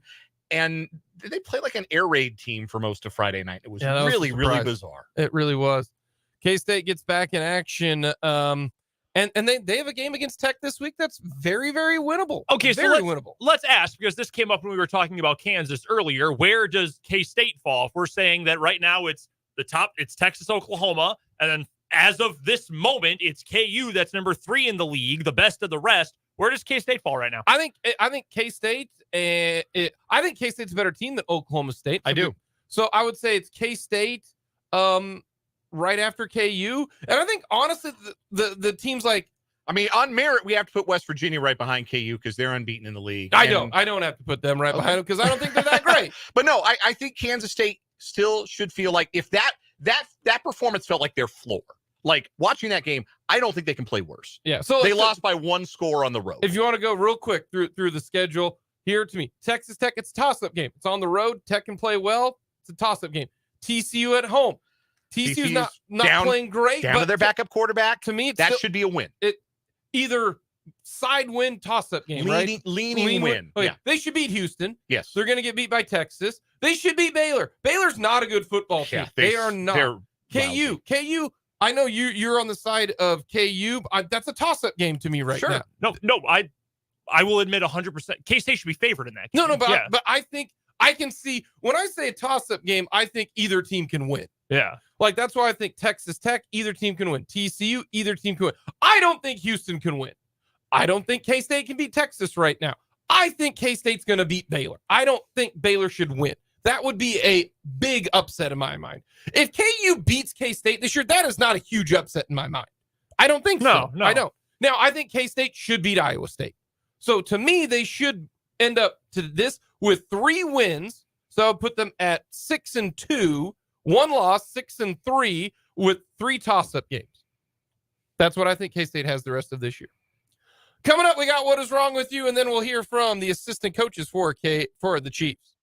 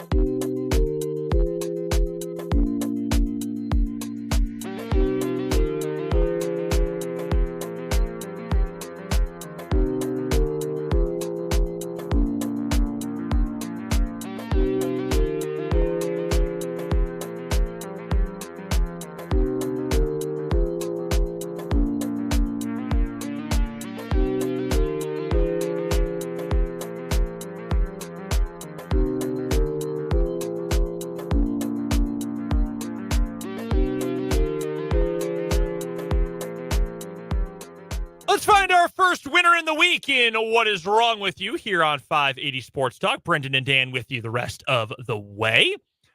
2 new stories, new week, still early in the month. So we've got a long way to go before we find our monthly champion. We did find our weekly champion the other day, and I got to make sure I remember who it was because we kind of picked our winner on a whim because we were short on time. It was Grandpa. That's right. His grandson with a homemade glue bullet while officiating a wedding. Yeah. Trying to get everybody's attention at the wedding, not just using his voice, deciding he needed a firearm for the problem.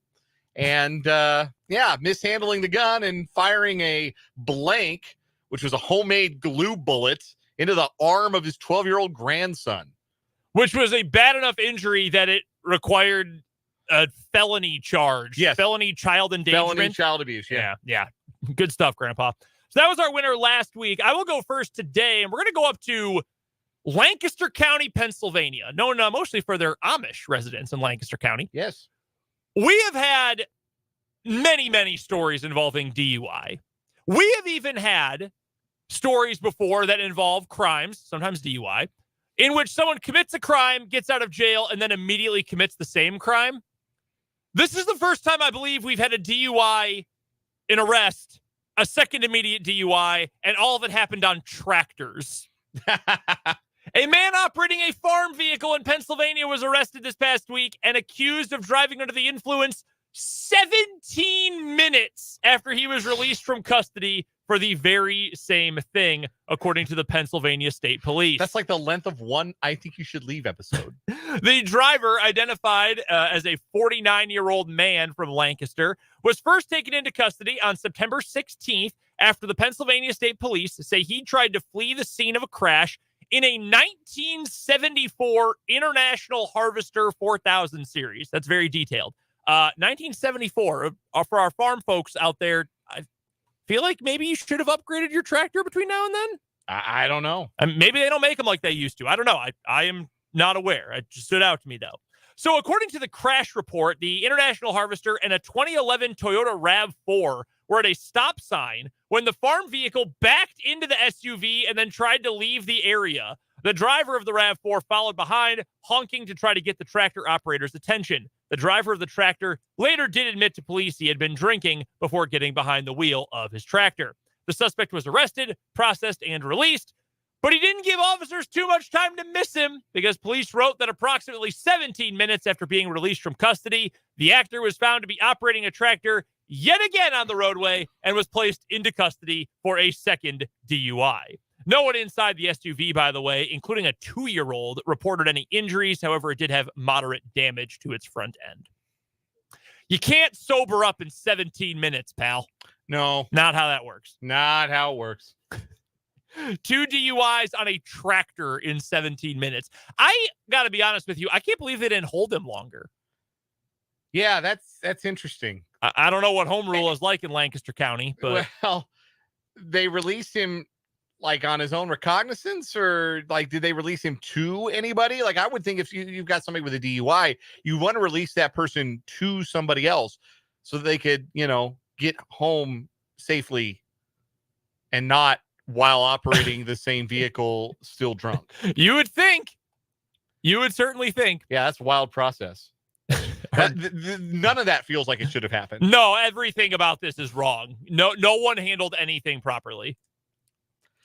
All right, for my story today, we've got some interstate crime from Iowa and Nebraska. We got a guy who stole an ambulance and went on a 2-hour joyride.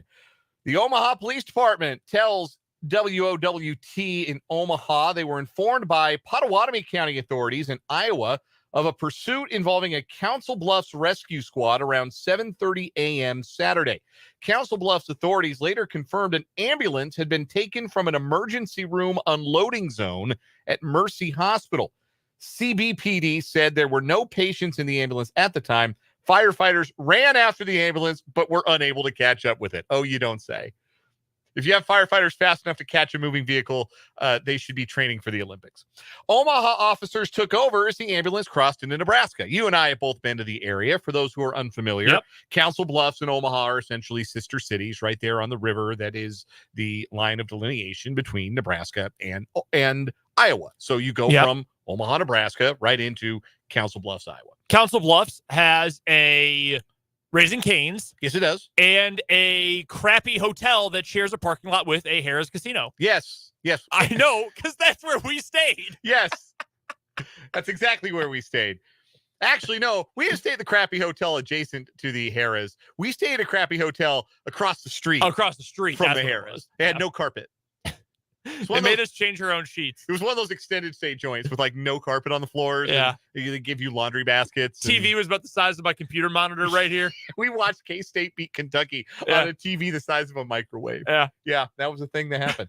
Anyway, Omaha officers took over as the ambulance crossed into Nebraska. OPD said several stop sticks were deployed, but they were unsuccessful. The ambulance also drove against oncoming traffic at times. Their pursuit eventually stopped on Cumming Street. That's Cuming. Hey, yo.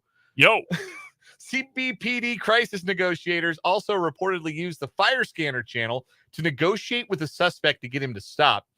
The OPD's helicopter was also called in to assist. As the ambulance drove through northwest Omaha into Bennington, several cruisers had also slowly been following. WOWT news crews saw the ambulance cut through the Westview High School parking lot. That's a brand new high school. They just opened last year, I believe. Every now and again, because I used to cover prep sports in Nebraska, I think, man, neat. They opened a new high school. That's wild. And then I remember, I haven't lived in Nebraska for 11 years.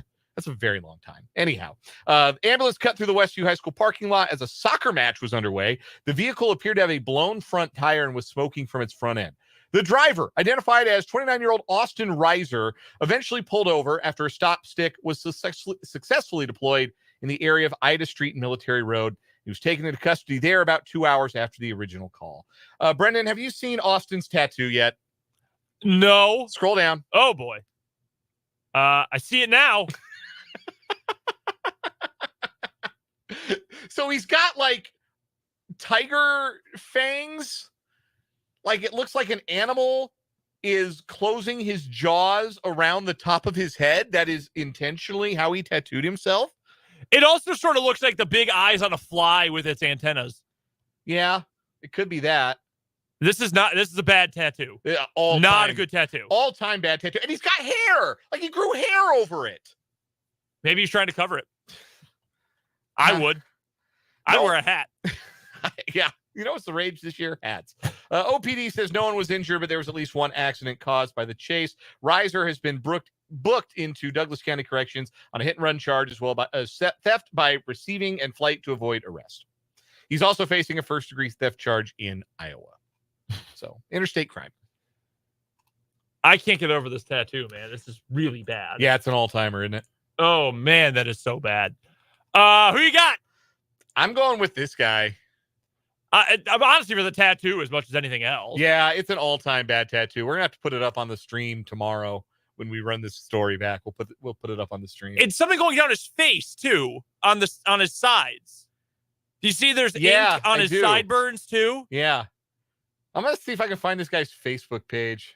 Yeah, we'll do some research. We'll get some further detail on that coming up tomorrow. That is our winner today and What Is Wrong With You? Brought to you by Top City Metal Supply, who cuts the metal you need to your specifications, saving you time, money, and material. So never settle when it comes to metal at Top City Metal Supply on South Topeka Boulevard, halfway between Frito-Lay and Forbes Field. We will hear from Steve Spagnuolo and Matt Nagy coming up next on 580 Sports Talk.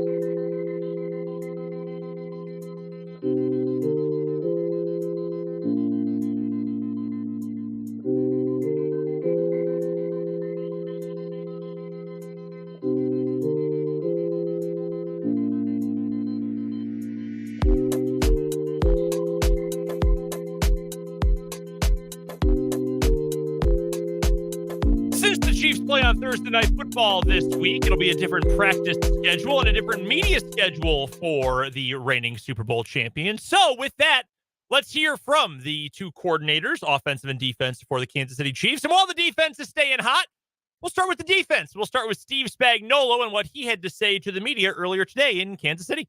The overall game plan, and was your feeling that we don't want to get beat by Jefferson, and did you feel like you guys executed that plan? Yeah, I mean, sir, and that was certainly a huge focus. And I mean, I think you saw as the game went on, we, as much as we could, we tried to get LJ on him. It wasn't every snap and it wasn't every call that we had, and I thought he did a really good job being aggressive. We knew he would also be put in the slot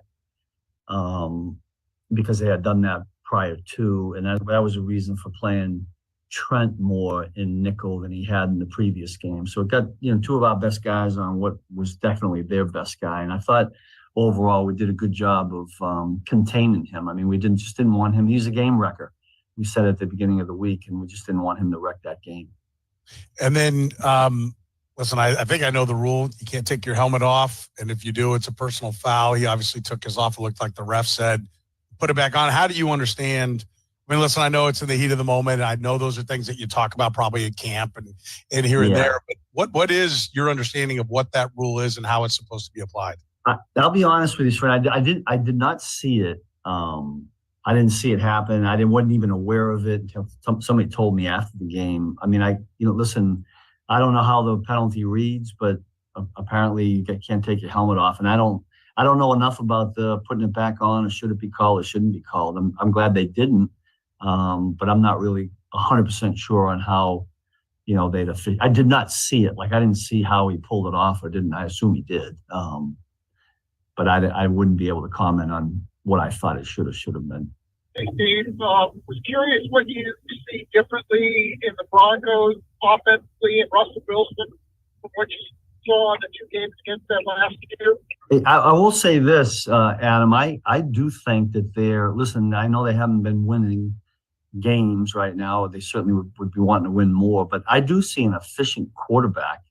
If you look at him statistically, he's right up there with some of these other quarterbacks in accuracy and how he's completing the ball. I think they've had some of the similar things happen to them that, Minnesota had going in, a couple of turnovers or a bad play here or there. But I think this offense, and Sean does a great job with any quarterbacks. He can stress a defense with personnel groupings and motions and shifts. That's always been his thing.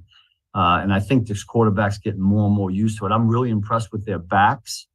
We know what they have on the edge receiver-wise with Judy and some of the others. But I think this is an offense that there's not one in the league that we don't worry about going in. And on a short week, we got to be on point to make sure they certainly don't get things going. Well, Steve, when it comes to the physicality that L'Jarius has on sort of those one-on-one matchups, what does that do for your overall defense? And is that sort of a trait that is unique compared to some of L'Jarius's peers as those shadow corners?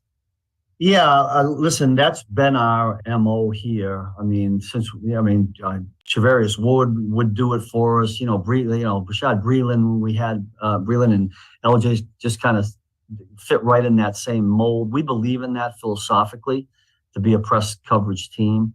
And LJ does it as good as anybody. And the thing about LJ is he loves the challenge.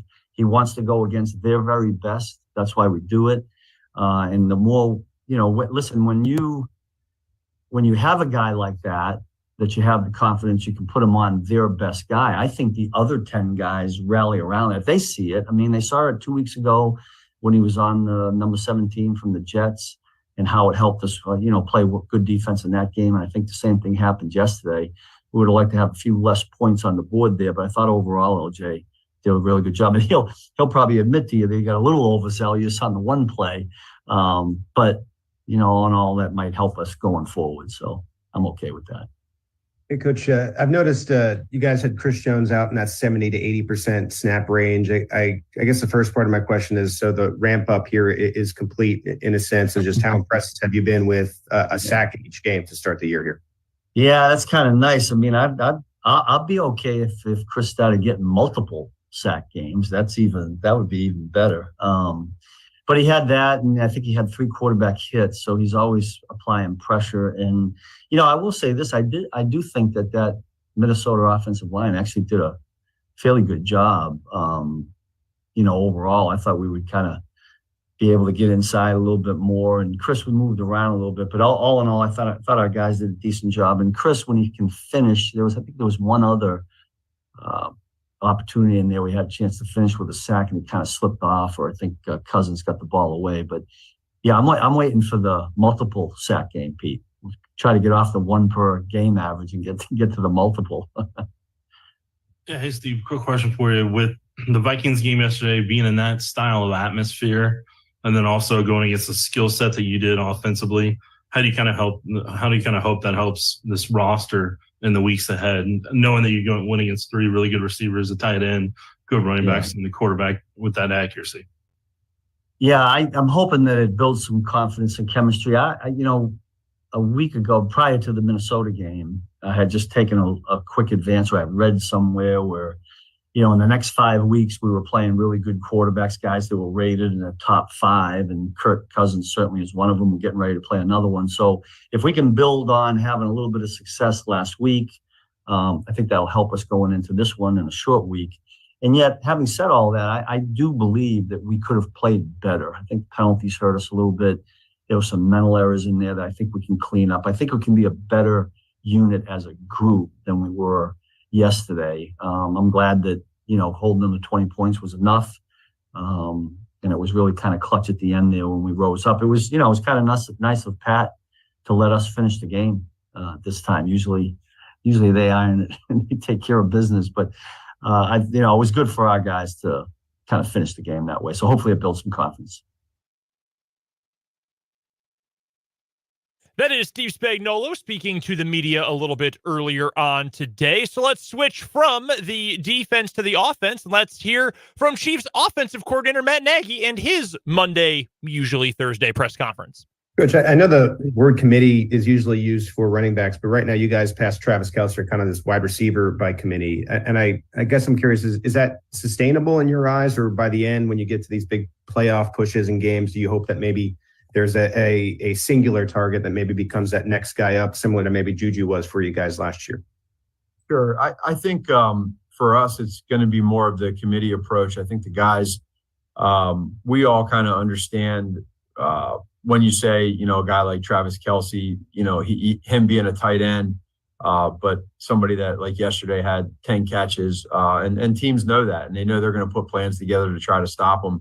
But that said, we also have great wide receivers that we know they all have different strengths, and we've been saying that all year long. And for us, it's our job as coaches to put them in different spots to utilize their strengths. At the same time, they also know that they got to know these circles and spots within the offense and not just their particular route. You know what I mean? They got to understand the concept. And then what we do is we have a phenomenal quarterback that's able to spread the ball around. And I think it makes it difficult for defensive coordinators to go into a game and say, hey, listen, this guy, we're going to shut him down, and they can't throw it to these other 2 or 3 guys because they're just guys. See, we feel like we got a bunch of really good players at the wide receiver position that all have different strengths, and we just want to utilize them to the best of our ability. Hey, Coach, we know that with an injury like Travis, is just because he comes back in the game doesn't necessarily mean he can make a short turnaround. How do you go about game planning when a guy like that is such an integral part of your offense? I know for like a backup quarterback, you have a separate game plan, but do you have to take the same kind of strategy as well when you've got a guy like Travis that you're not 100% sure if you'll have him on Thursday night? Yeah, you always, whenever you have any type of injuries with any player, you always have to kind of go through and say, okay, this is what we think is going to happen. And based off of, Travis and or whoever the player is, we as a staff, just listening to Rick Burkholder and Veach and Coach Reed and just listening to where they think things are, we have to be able to put together what we think is going to happen, and then that contingency plan. And the other part too is these players, and I think to your point, Matt, is they gotta, if you're a certain position, that you have to also understand that if this guy can or cannot go, you have to know those circles and spots I keep talking about, the concept, and not just that one position that you're playing right now. And I think the way that we teach this offense, it allows those guys to do that. And so with guys like Travis, there's going to be defensive coordinators that go into every game with a plan to stop Travis, and we know that. So for us, it's the first element of what we want to do with him, but then it's the second element of what's the defense going to do. And then I suppose you could say the third element of his health. So all of that is just a constant communication throughout the day of where guys are each week. And then we always are prepared with a contingency plan or a backup plan. Hey, Matt, Rashid was really productive, his limited snaps. I guess what is the thought process with the receiver rotation, and is he earning more snaps based off what he's done recently? Yeah, I absolutely think he is. I think it's a growth process for him. And just as we've talked about and I've talked about, this process for these wide receivers, learning these positions and learning what they're supposed to do within the route does take time. And when you're a rookie wide receiver nowadays coming from college and there's so much no huddle, the sooner and quicker you can learn the verbiage that we have in the huddle. And then the next step is taking it to the line of scrimmage and being able to run the right route, and then followed by what's the defense do. And then, oh, by the way, you got to make the catch too. I think yesterday you saw that one catch he had over the middle of the field where he was running like a basic cross, and the throw was a little bit behind him, but he was able to maneuver himself and make a strong-handed catch and still get vertical. To me, that's immense growth from him where, week one in preseason, we may not have seen that, but he's starting to understand the different levels of that you see with the linebackers, safeties, finding different holes in zones. And then also his touchdown catch, of course, making a strong catch. He was physical, he was fast. And so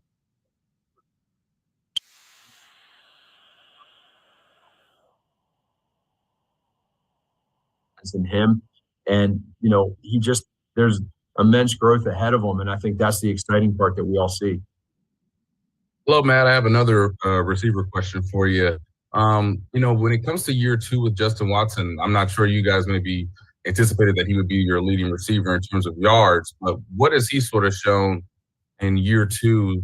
Maybe it is more about finding the right spots, but what jumps out to you as to why Justin Watson's been so successful so far? Yeah, Nate, I think for him, it's that trust element that him and Pat have built over the last 2 years. You know about his speed last year. Last year when he got here, we knew, hey, this is a guy that can take the top off. This is a guy that has good hands. This is a guy that can run routes. But putting it all together in this system, in this offense is the first part. And then the next part is understanding how to mesh with Pat and get to a point to where yesterday in cover zero, Pat just throws the ball up in cover zero and trust him to go up and make a play. Not to mention also there was one earlier in the game where they hit us with a cover zero and Pat threw the ball up and J-Watt was running down the seam. It was a little bit underthrown. And, naturally, I think he did a good job too, knocking the ball down and preventing an interception. So when you do that the first time and you throw a ball up to a guy one-on-one and there's not an interception, it's going to give you as a quarterback more trust in that guy and throwing it up a second time and seeing what he can do. And J-Watt went up and made a strong catch, big play. And they're communicating more and more on the sidelines in between series. And all of that just is a credit to Pat and his relationships that he builds with these guys, and a credit to these wide receivers and their coaches, Coach Embry and Coach Blameyer of just, really making sure these guys talk through everything and create more and more trust, because we know somebody different in this offense every week can have a big game. And I think that's probably some of the strengths of this offense that we have. Yeah, Matt, and just quickly, what do you see from the Broncos defense?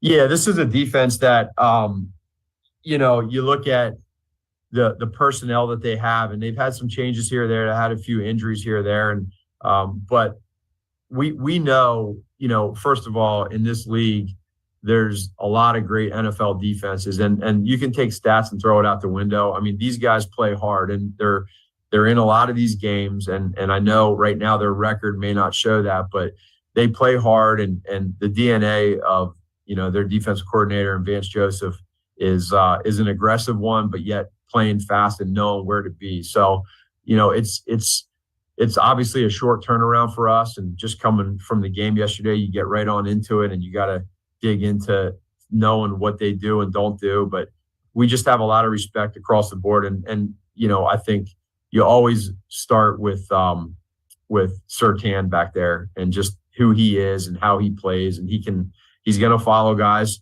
And he's going to also, make plays when the ball's in the air. And then that front seven, they move around pretty good. And I think they got some guys that get after the quarterback. So we just got to make sure we do what we do, stay within our system, and just know that they're a good defense.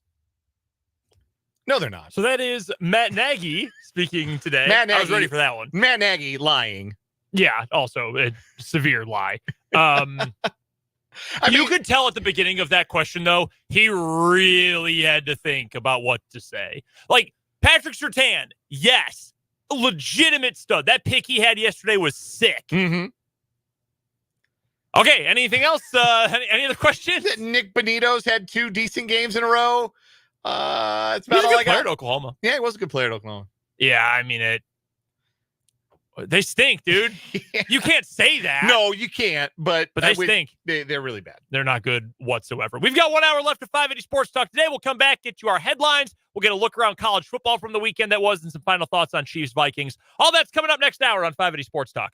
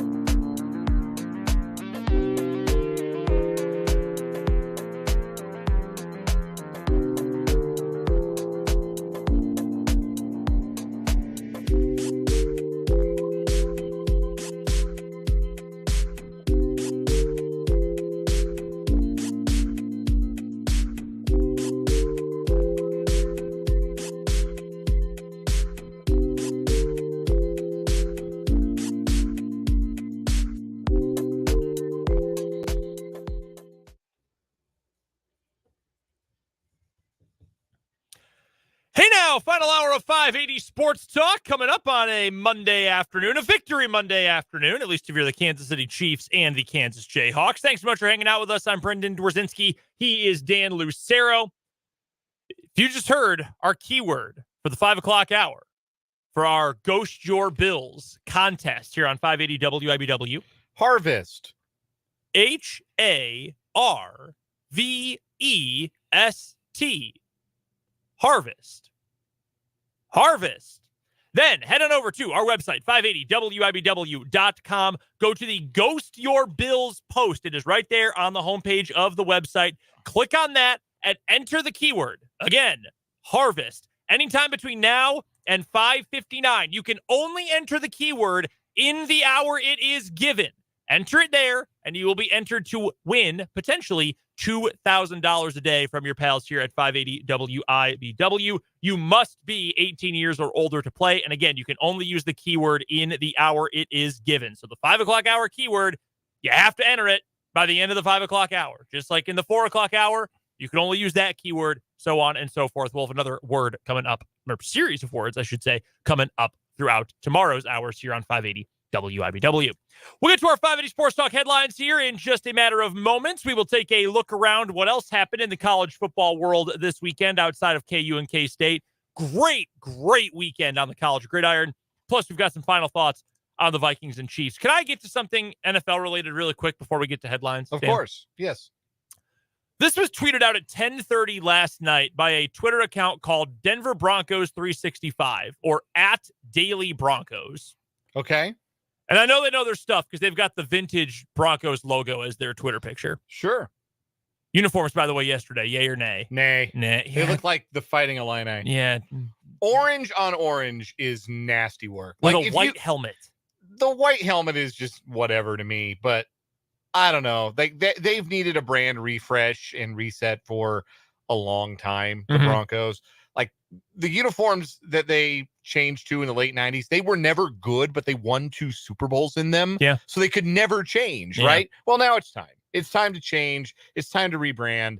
But orange on orange ain't it, man. Like I'm just not a big fan of that color. Maybe.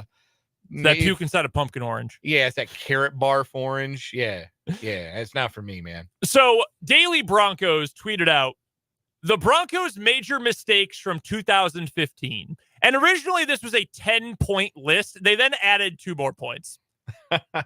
From number 1 through 12. Not hiring Kyle Shanahan.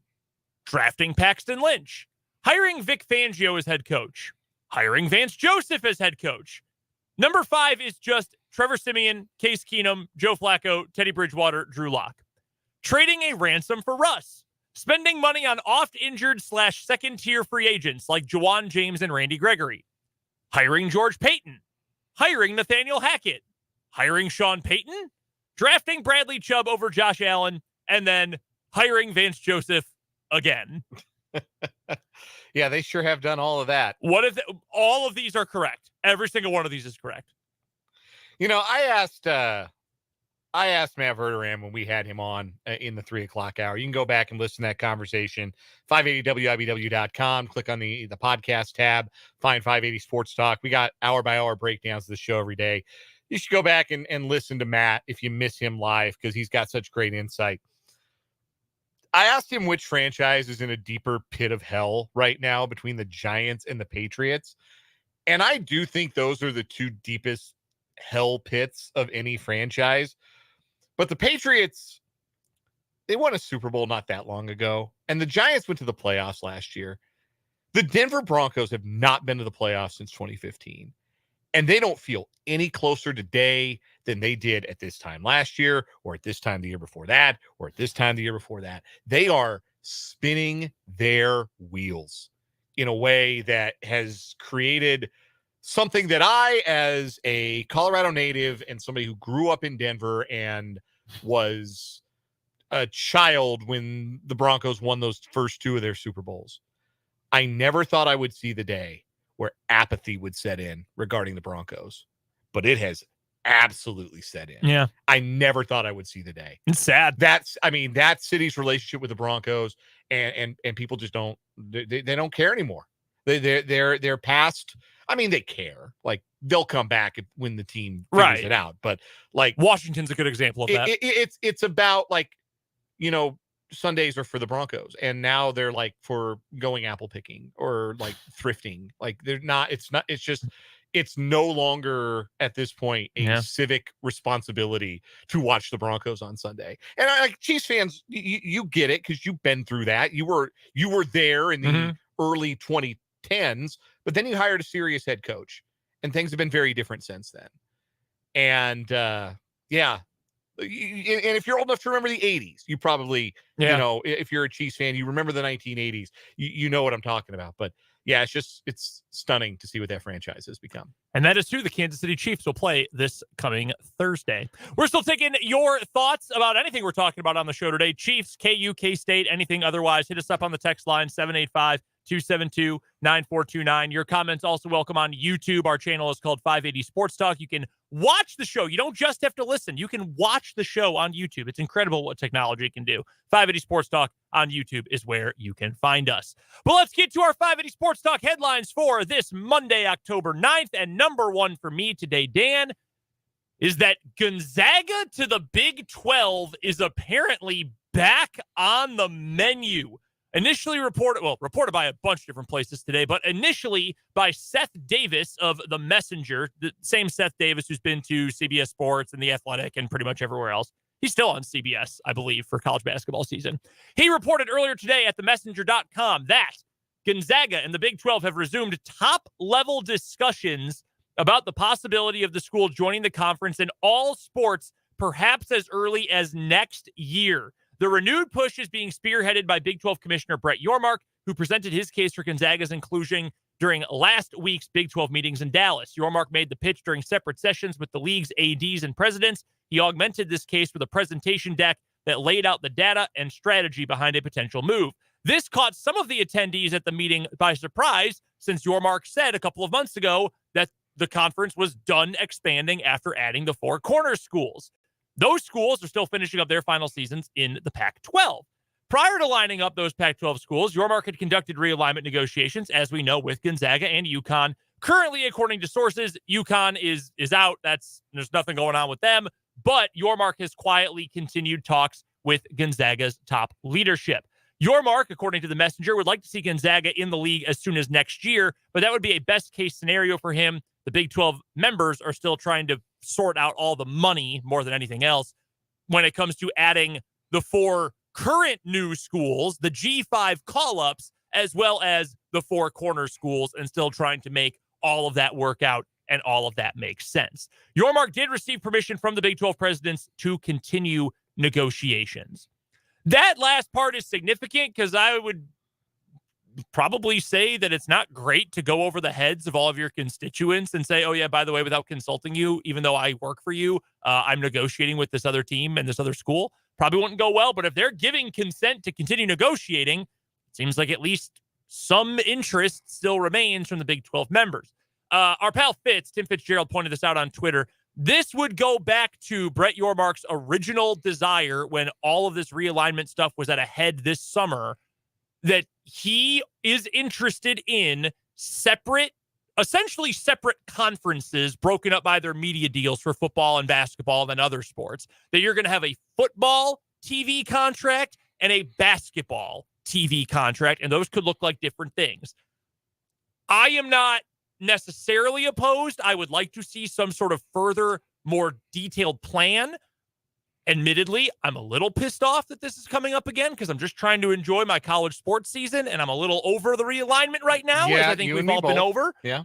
But this is significant, and if it is significant enough that Brett Yormark's saying, hey, what about next year? Hey, what about 2024 and 25 that you come join us? Wouldn't that be nice? Hey, what about next year? That does seem like a big deal if he's trying to push this through that quickly, or at least within the next 2 years. So it's something to monitor. It also makes you think a 17-team basketball league is an odd number unless you're only going to play 16 conference games, in which case I would say absolutely freaking not, because KU and K-State have to play at each other's place every year. Have to. That is a must. That should be non-negotiable. Just like, honestly, Utah, BYU. I know that's a bigger football rivalry than basketball. Those two need to play each other every year. Arizona State, every single year. Like, you got to figure out a way to make the logistics work. And I get that realignment is very much a shoot first, ask questions later kind of proposition. But I'm open-minded but hesitant about the Gonzaga scenario, especially after adding 4 Pac-12 schools.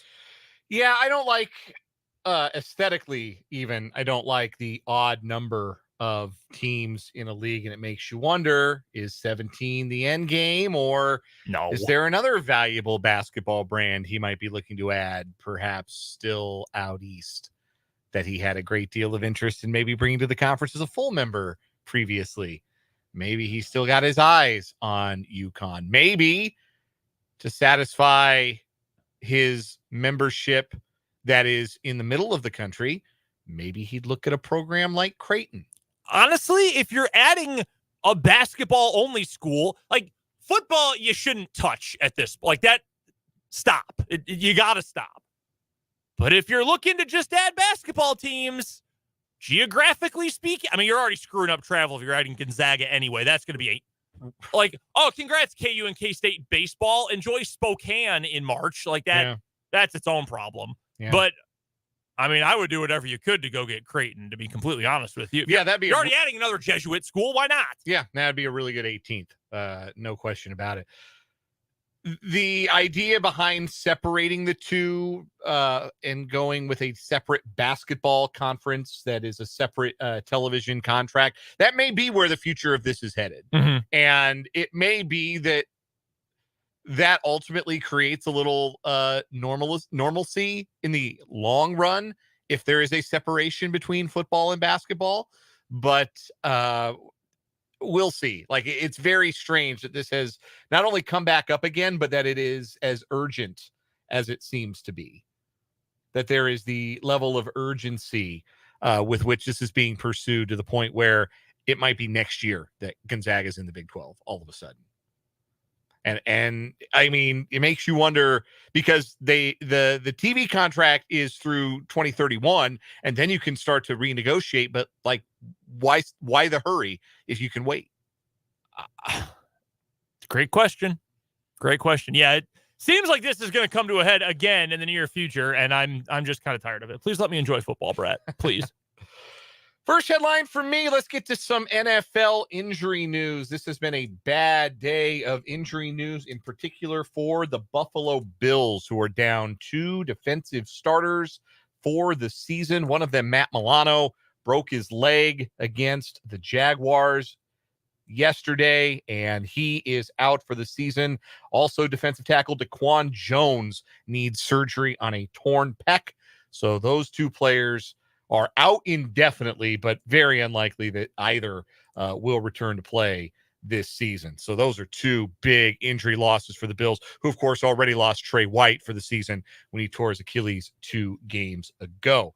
Sad news for Detroit Lions defensive back Emmanuel Mosley. Tore his left ACL last year as a member of the 49ers, signed a 1-year deal with the Lions, came back. First game back was Sunday, tore the ACL in his right knee. So he is out for the rest of the season. Also looking at potential extended absences for Colts quarterback Anthony Richardson, who suffered a shoulder injury. That's 3 injuries in 5 weeks for Anthony Richardson. That does not bode well. No. He's similar in build and in play style to like a Cam Newton or a Josh Allen, but those guys have been really durable. Like Cam Newton was super durable, even though he took incredible amounts of punishment. And Josh Allen has been super durable over the course of his career. And Anthony Richardson's been hurt 3 times in 5 games. And that's not great. He's not going to play this week. It sounds like he could miss up to a month. And there is long-term concern about Jordan Jefferson, potentially. Justin Jefferson, the star wide receiver for the Minnesota Vikings, who, of course, hurt his hamstring late in their loss to the Chiefs on Sunday. Not sure how much, if any, time that Jefferson would miss. But if he misses any time at all, that could be doom for the 1-4 Vikings.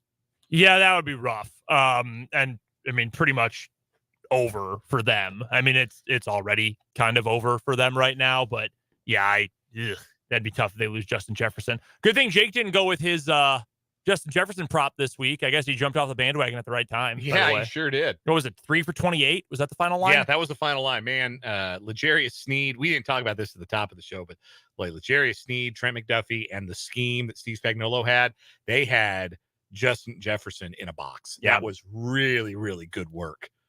That is the one thing about why teams that rely on their wide receivers more than they rely on a quarterback can run into issues, especially if you only have one, because sometimes you run into a team that's got the right plan on the right day and you lock them up and then, oh boy, we got to figure something out and we got to have our quarterback make more plays. And unfortunately, when your quarterback is Kirk Cousins, you can't always do that. Next headline for me from the Olympics. How about that? Did you know we are less than a year away from the next Summer Olympiad? Well, that'll be the 40th Olympiad, I think. The Olympic Games in Paris. Yeah, I'm aware of that because they're starting to promote them heavily on NBC during Sunday Night Football. Yes, Mike Tirico and Chris Collinsworth dubbed in French the other night or last night. Yeah.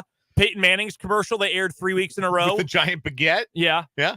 Which, if it was delivered by anyone other than Peyton Manning, would be really, really dumb. But it's kind of like funny dumb because Peyton's got a good delivery.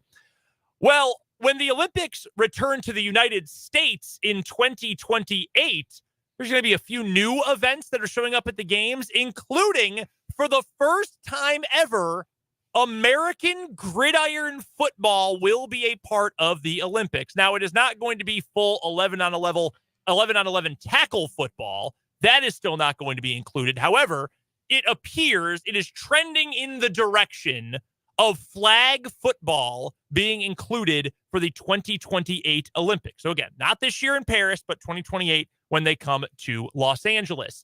The NFL's ongoing push for worldwide exposure, this is from the Associated Press, got a boost Monday when organizers for the 2028 Los Angeles Olympics delivered a proposal to put flag football in the program when the Summer Games return to the U.S. The IOC will vote on the proposal at meetings in Mumbai beginning later this week.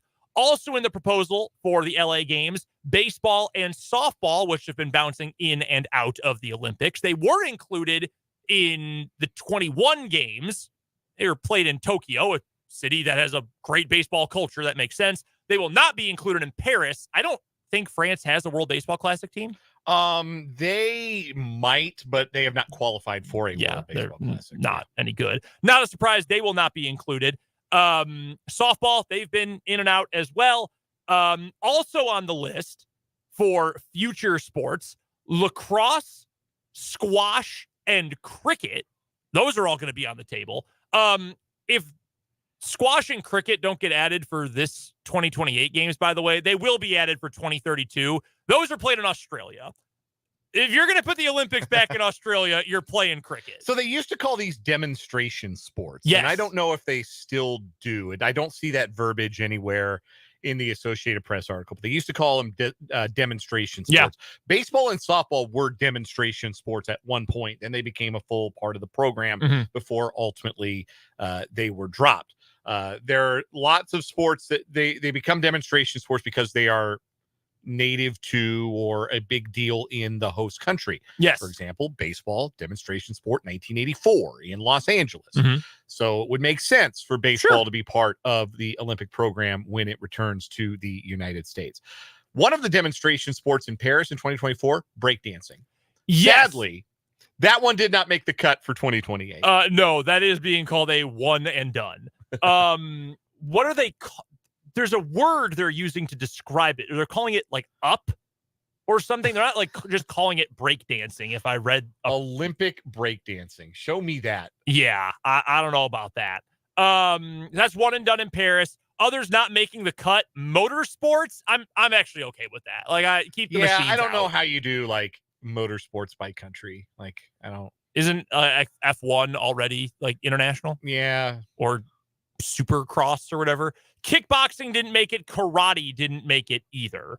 I'm a little surprised by that. I am so disappointed that it's flag football and it's not like real gridiron American tackle football. Think of how funny that would be. Mahomes drops back. He's got all kinds of time in the pocket. Looking deep for Justin Jefferson. He's got him again for their fourth touchdown of the first quarter. And the United States leads Italy 42-0, 8 minutes in.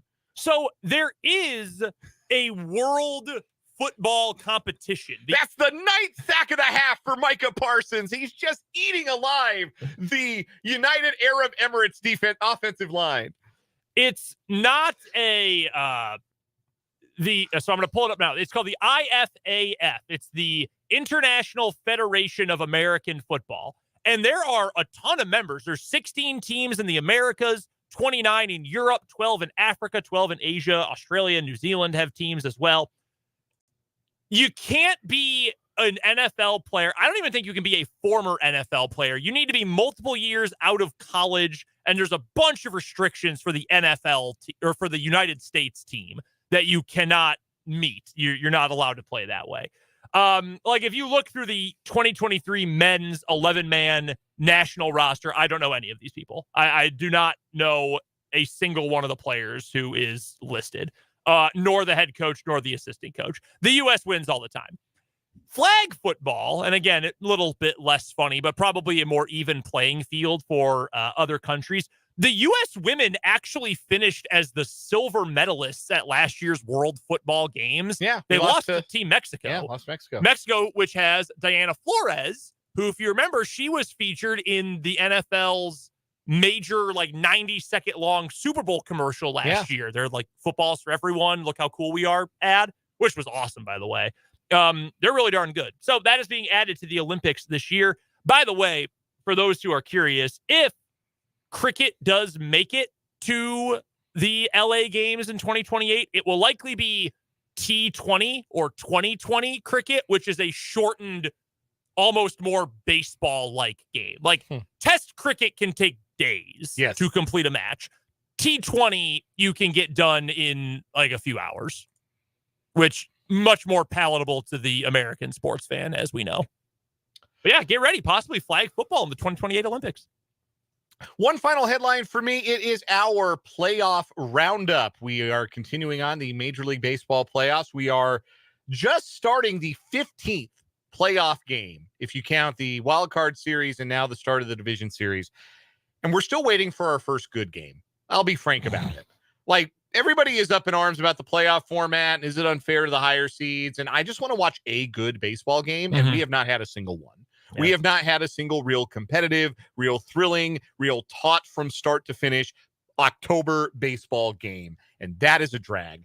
Right now, Philadelphia and Atlanta, game 2 of that NLDS, and the Braves in an early hole. The Phillies scoring on 4 hits off of Braves ace Max Fried in the first inning to take a 1-0 lead. Yes, a run on 4 hits, a double by Trey Turner, and then 3 singles to plate the run. The Phillies did leave the bases loaded. The Braves are batting in the bottom of the first inning. The Phillies won game 1 of that series on Saturday. The other series, you've got Arizona and Los Angeles later tonight. Arizona battered Clayton Kershaw and the Dodgers in game 1 of that series on Saturday, 11-2. Kershaw, in case you missed it, did not record an out in his start. All 6 batters to face Kershaw in the first inning reached, and I believe they all scored. It was genuinely sad to watch that happen to Clayton Kershaw, who he's trying his best, but also his shoulder meat's about to fall off the bone like the finest ribs. It's in a bad spot. And the Dodgers' plan is apparently to pitch him later on in the series. So, yeah, we'll see how that goes. Dude, I would kill for some ribs right now. Yeah, me too. Oh, that sounds good. Arizona, Los Angeles, that's tonight, 8:07 first pitch. Arizona again leading that series 1-0.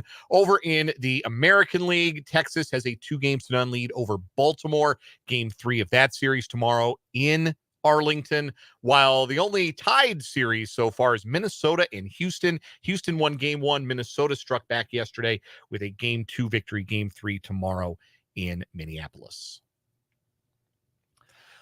Braves fans are crying like little babies about the fact that they have struggled in the postseason, and because they didn't get special treatment. It is silly that Major League Baseball does not reseed. We talked about that, I believe, last week. Major League Baseball should reseed. Your reward for having the best record should be to play the team with the worst record that is left. That should be your reward. Like the NBA figures this out, or I mean, the NFL has figured this out. That should be what Major League Baseball does. And I bet they do. I bet that they may look into doing that in the future and reseed after that first round of playoffs. I think that'd be the smart and the prudent thing to do. It's tough luck that instead of facing a team that won 20 fewer games, the Braves are facing a team that won 14 fewer and is also in their own division and such, very familiar with them. Also, score a run, and maybe you don't have these problems because Spencer Strider pitched really well in game one, and the best offense that Major League Baseball has ever seen scored 0 runs. So, your problems are on the field too. Just score runs, and maybe you don't have these problems. They celebrated their World Series when Ronald Acuna stopped a game for 10 minutes in the final week of the season, picking up a base because he stole 70. That was the Braves World Series. No, Boog and Jim were right, guys. This is what the Major League Baseball playoffs are. The more teams that you invite into the postseason, the more randomness you invite into the postseason, and the less likely it is that the best team over the course of 162 games makes it through the playoff format unscathed. It's a little more like the NCAA tournament now than it is like the NBA, where the best team advances 85% of the time. You could either accept that or not, but it's not changing. I don't like it personally. It doesn't appeal to me because I like the idea of the regular season mattering and not being blown to smithereens by the randomness of October. But it is what it is. And you can either watch and enjoy it or you can complain about it, but it's not changing. Not fundamentally anyway. No, it's definitely not going to. And look, I did plenty of complaining about it last year. I will probably do some complaining about it. I really want a Braves-Dodgers playoff series. I think that would rule. I think those are the two best teams in the National League. We are much closer to getting Phillies Diamondbacks instead. I won't watch a pitch. Honestly, I don't want to watch an 84-win baseball team in October. I don't. They shouldn't be there in the first place. But they're there, and if they win, they've got the right to keep playing. That's how it works. I told you right as the playoffs were starting that I had lost pretty much all of my interest because both my team and my wife's team had major collapses in the final 2 weeks of the season and missed the playoffs. I have not watched a single pitch except what has been shown on the SportsCenter highlights at night. Like I feel kind of bad because I love baseball and the playoffs are fun, but the games suck. Like what is drawing me in? No, none of the games have been good. Like I will watch a good game if Phillies Braves is competitive. If it's like in the 7th inning, it's a 1-run game. I'm in. I will watch a good baseball game. Absolutely. I don't care who's playing in it. Yeah, but like. The games haven't been good. There's nothing Major League Baseball can do about that. Right. It's just, sometimes you get a dud. Sometimes you get 14 duds. That does it for today's 580 Sports Talk headlines. When we come back, we'll look around everything that went on in a wild weekend of college football. That's up next on 580 Sports Talk.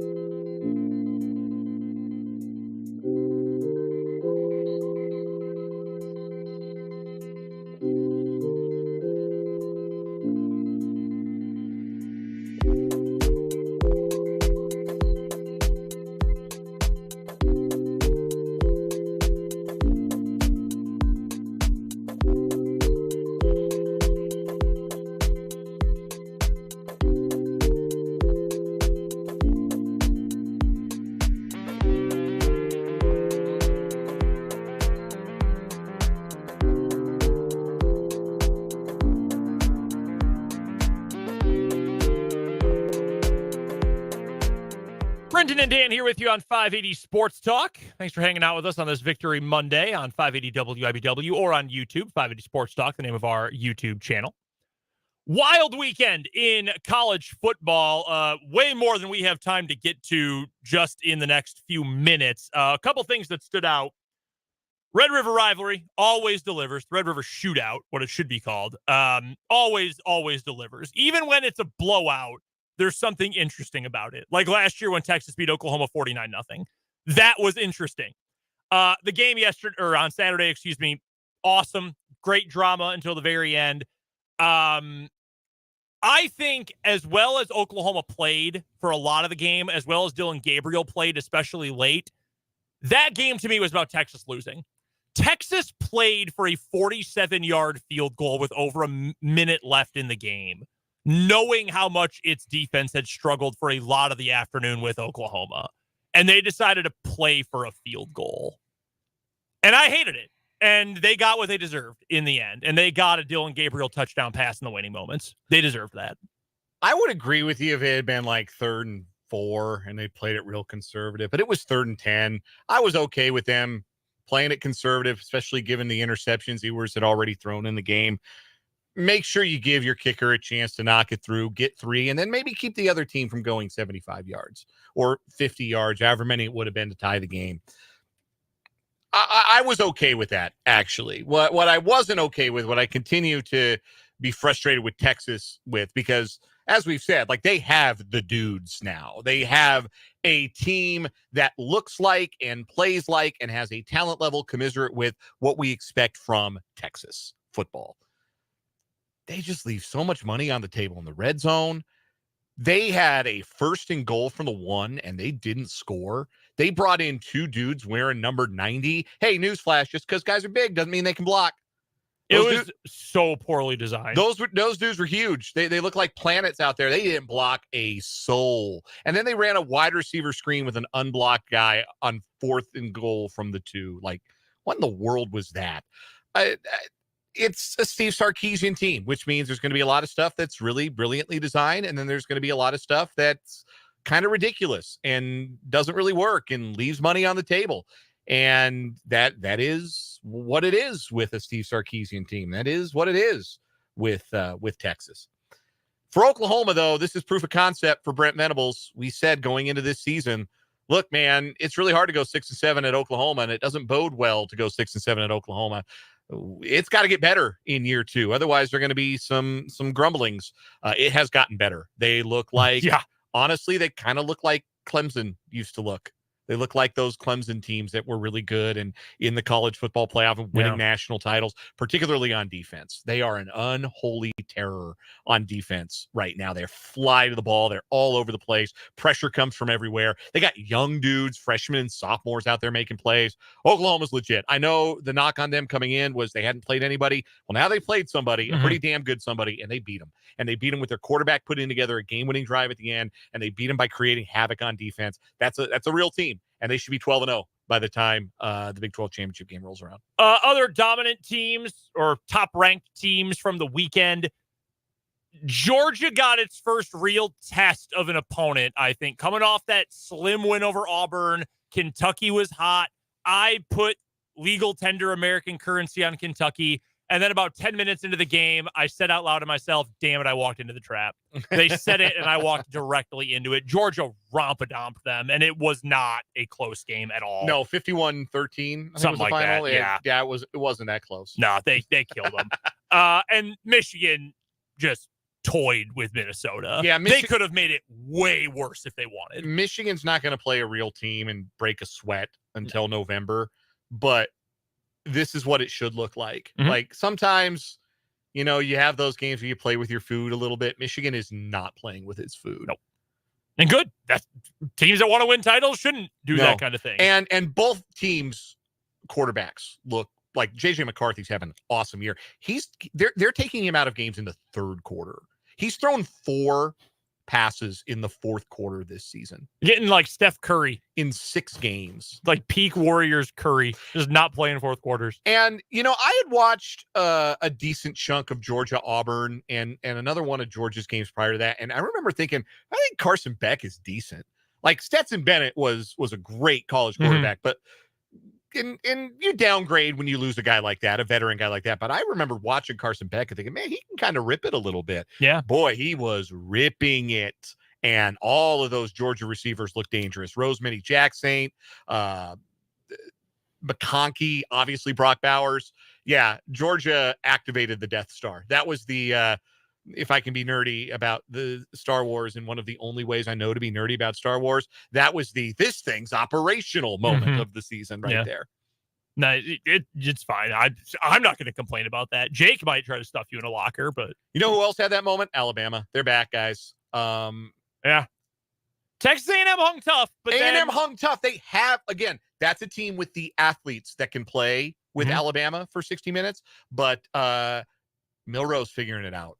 Step by step, bit by bit. He's got an offensive line in front of it that isn't very good. They had 9 false starts. Yeah, it was bad. 9 really bad false starts. Appalling. But some of the throws he made in that game were big time throws, especially the go-ahead touchdown. The thing for Milroe, touchdown, I think. He's earlier in the year, I mean, it was just bad. And the decision-making was bad, and the throws were all inaccurate. Those inaccurate throws are still there because right before his last touchdown pass in the game, he missed a dude, I think it was Burton, in the left flat, who was wide open. He could have crab walked into the end zone for a touchdown if he had caught the pass. And Milroe threw it 6 yards over his head. Like, dude, how? How do you do that as an SEC quarterback? The next throw, oh my God, that touchdown. I think, again, it was Burton fading right corner. Oh, best throw I saw all weekend. Where did that come from? So, the inconsistency is there, but when you're Alabama and you have that coach, and even with the line problems, you still have that talent, you can live with some inconsistencies, and just going from bad to inconsistent can take Alabama to the next level. They're going to play Georgia in the SEC championship game. Just be ready. Yeah, no, I'm sure they will. I'm sure they will. The worst game of the weekend, and not because of the entertainment value. The entertainment value was as high as any game right next to the Red River Shootout. But the worst game of the weekend, because it was played by nothing but morons the entire time, was Arizona losing in triple overtime to USC. Jed Fish, you are a fool, a complete court jester-like fool. Tons of opportunities to end the game or straight up win the game.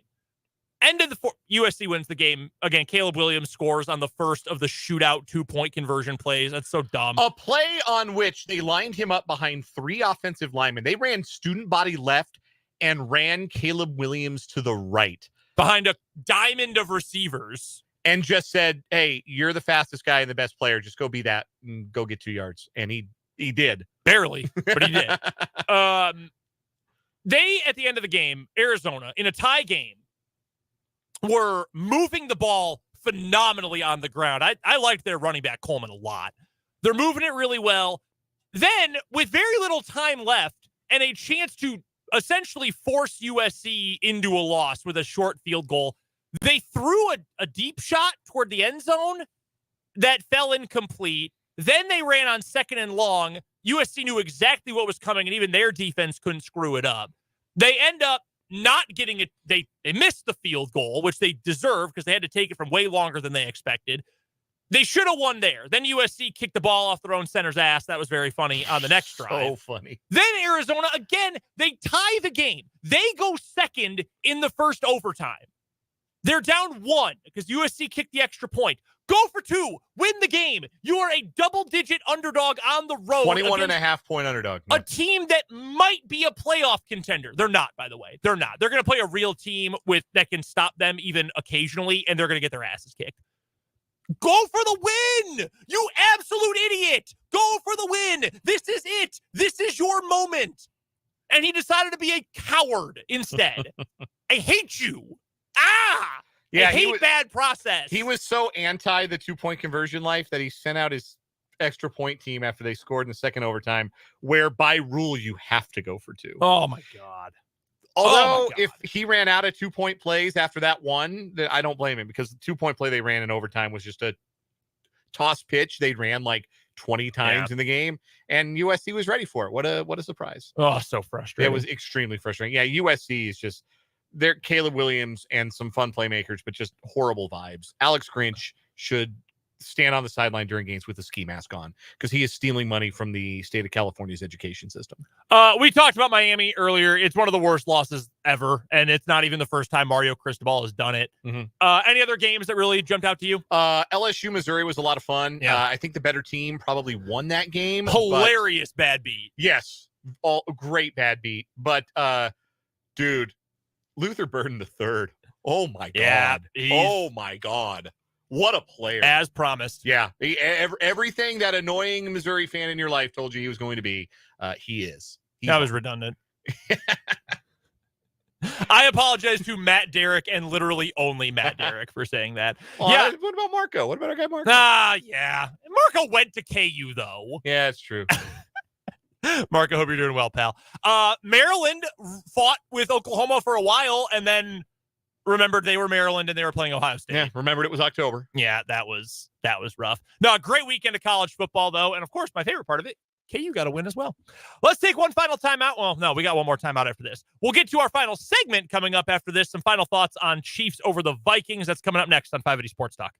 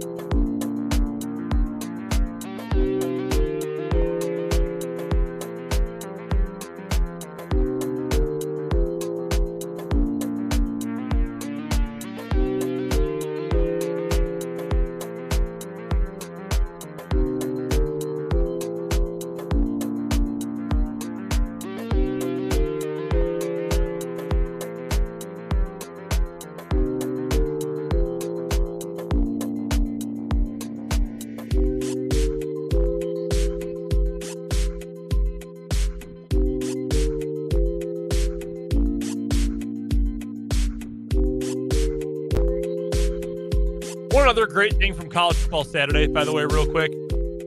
Baker Mayfield doing picks was a lot of fun. He was clowning, joking about the KU non-handshake thing. Yeah. Said weird things happen on the Kansas sideline. He was one of a couple of guys to pick KU. That was nice. Yeah. That was fun. Yeah, he was great. Not surprisingly at all.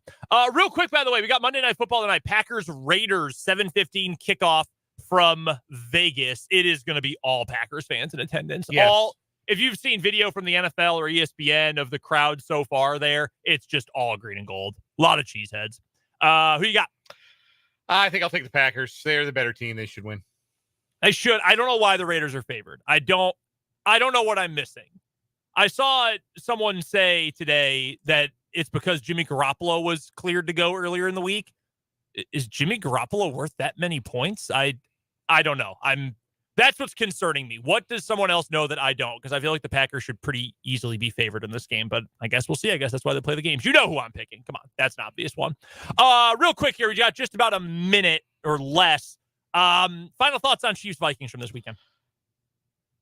Good win for the Chiefs. I think that the receivers are making progress. The passing game made some progress.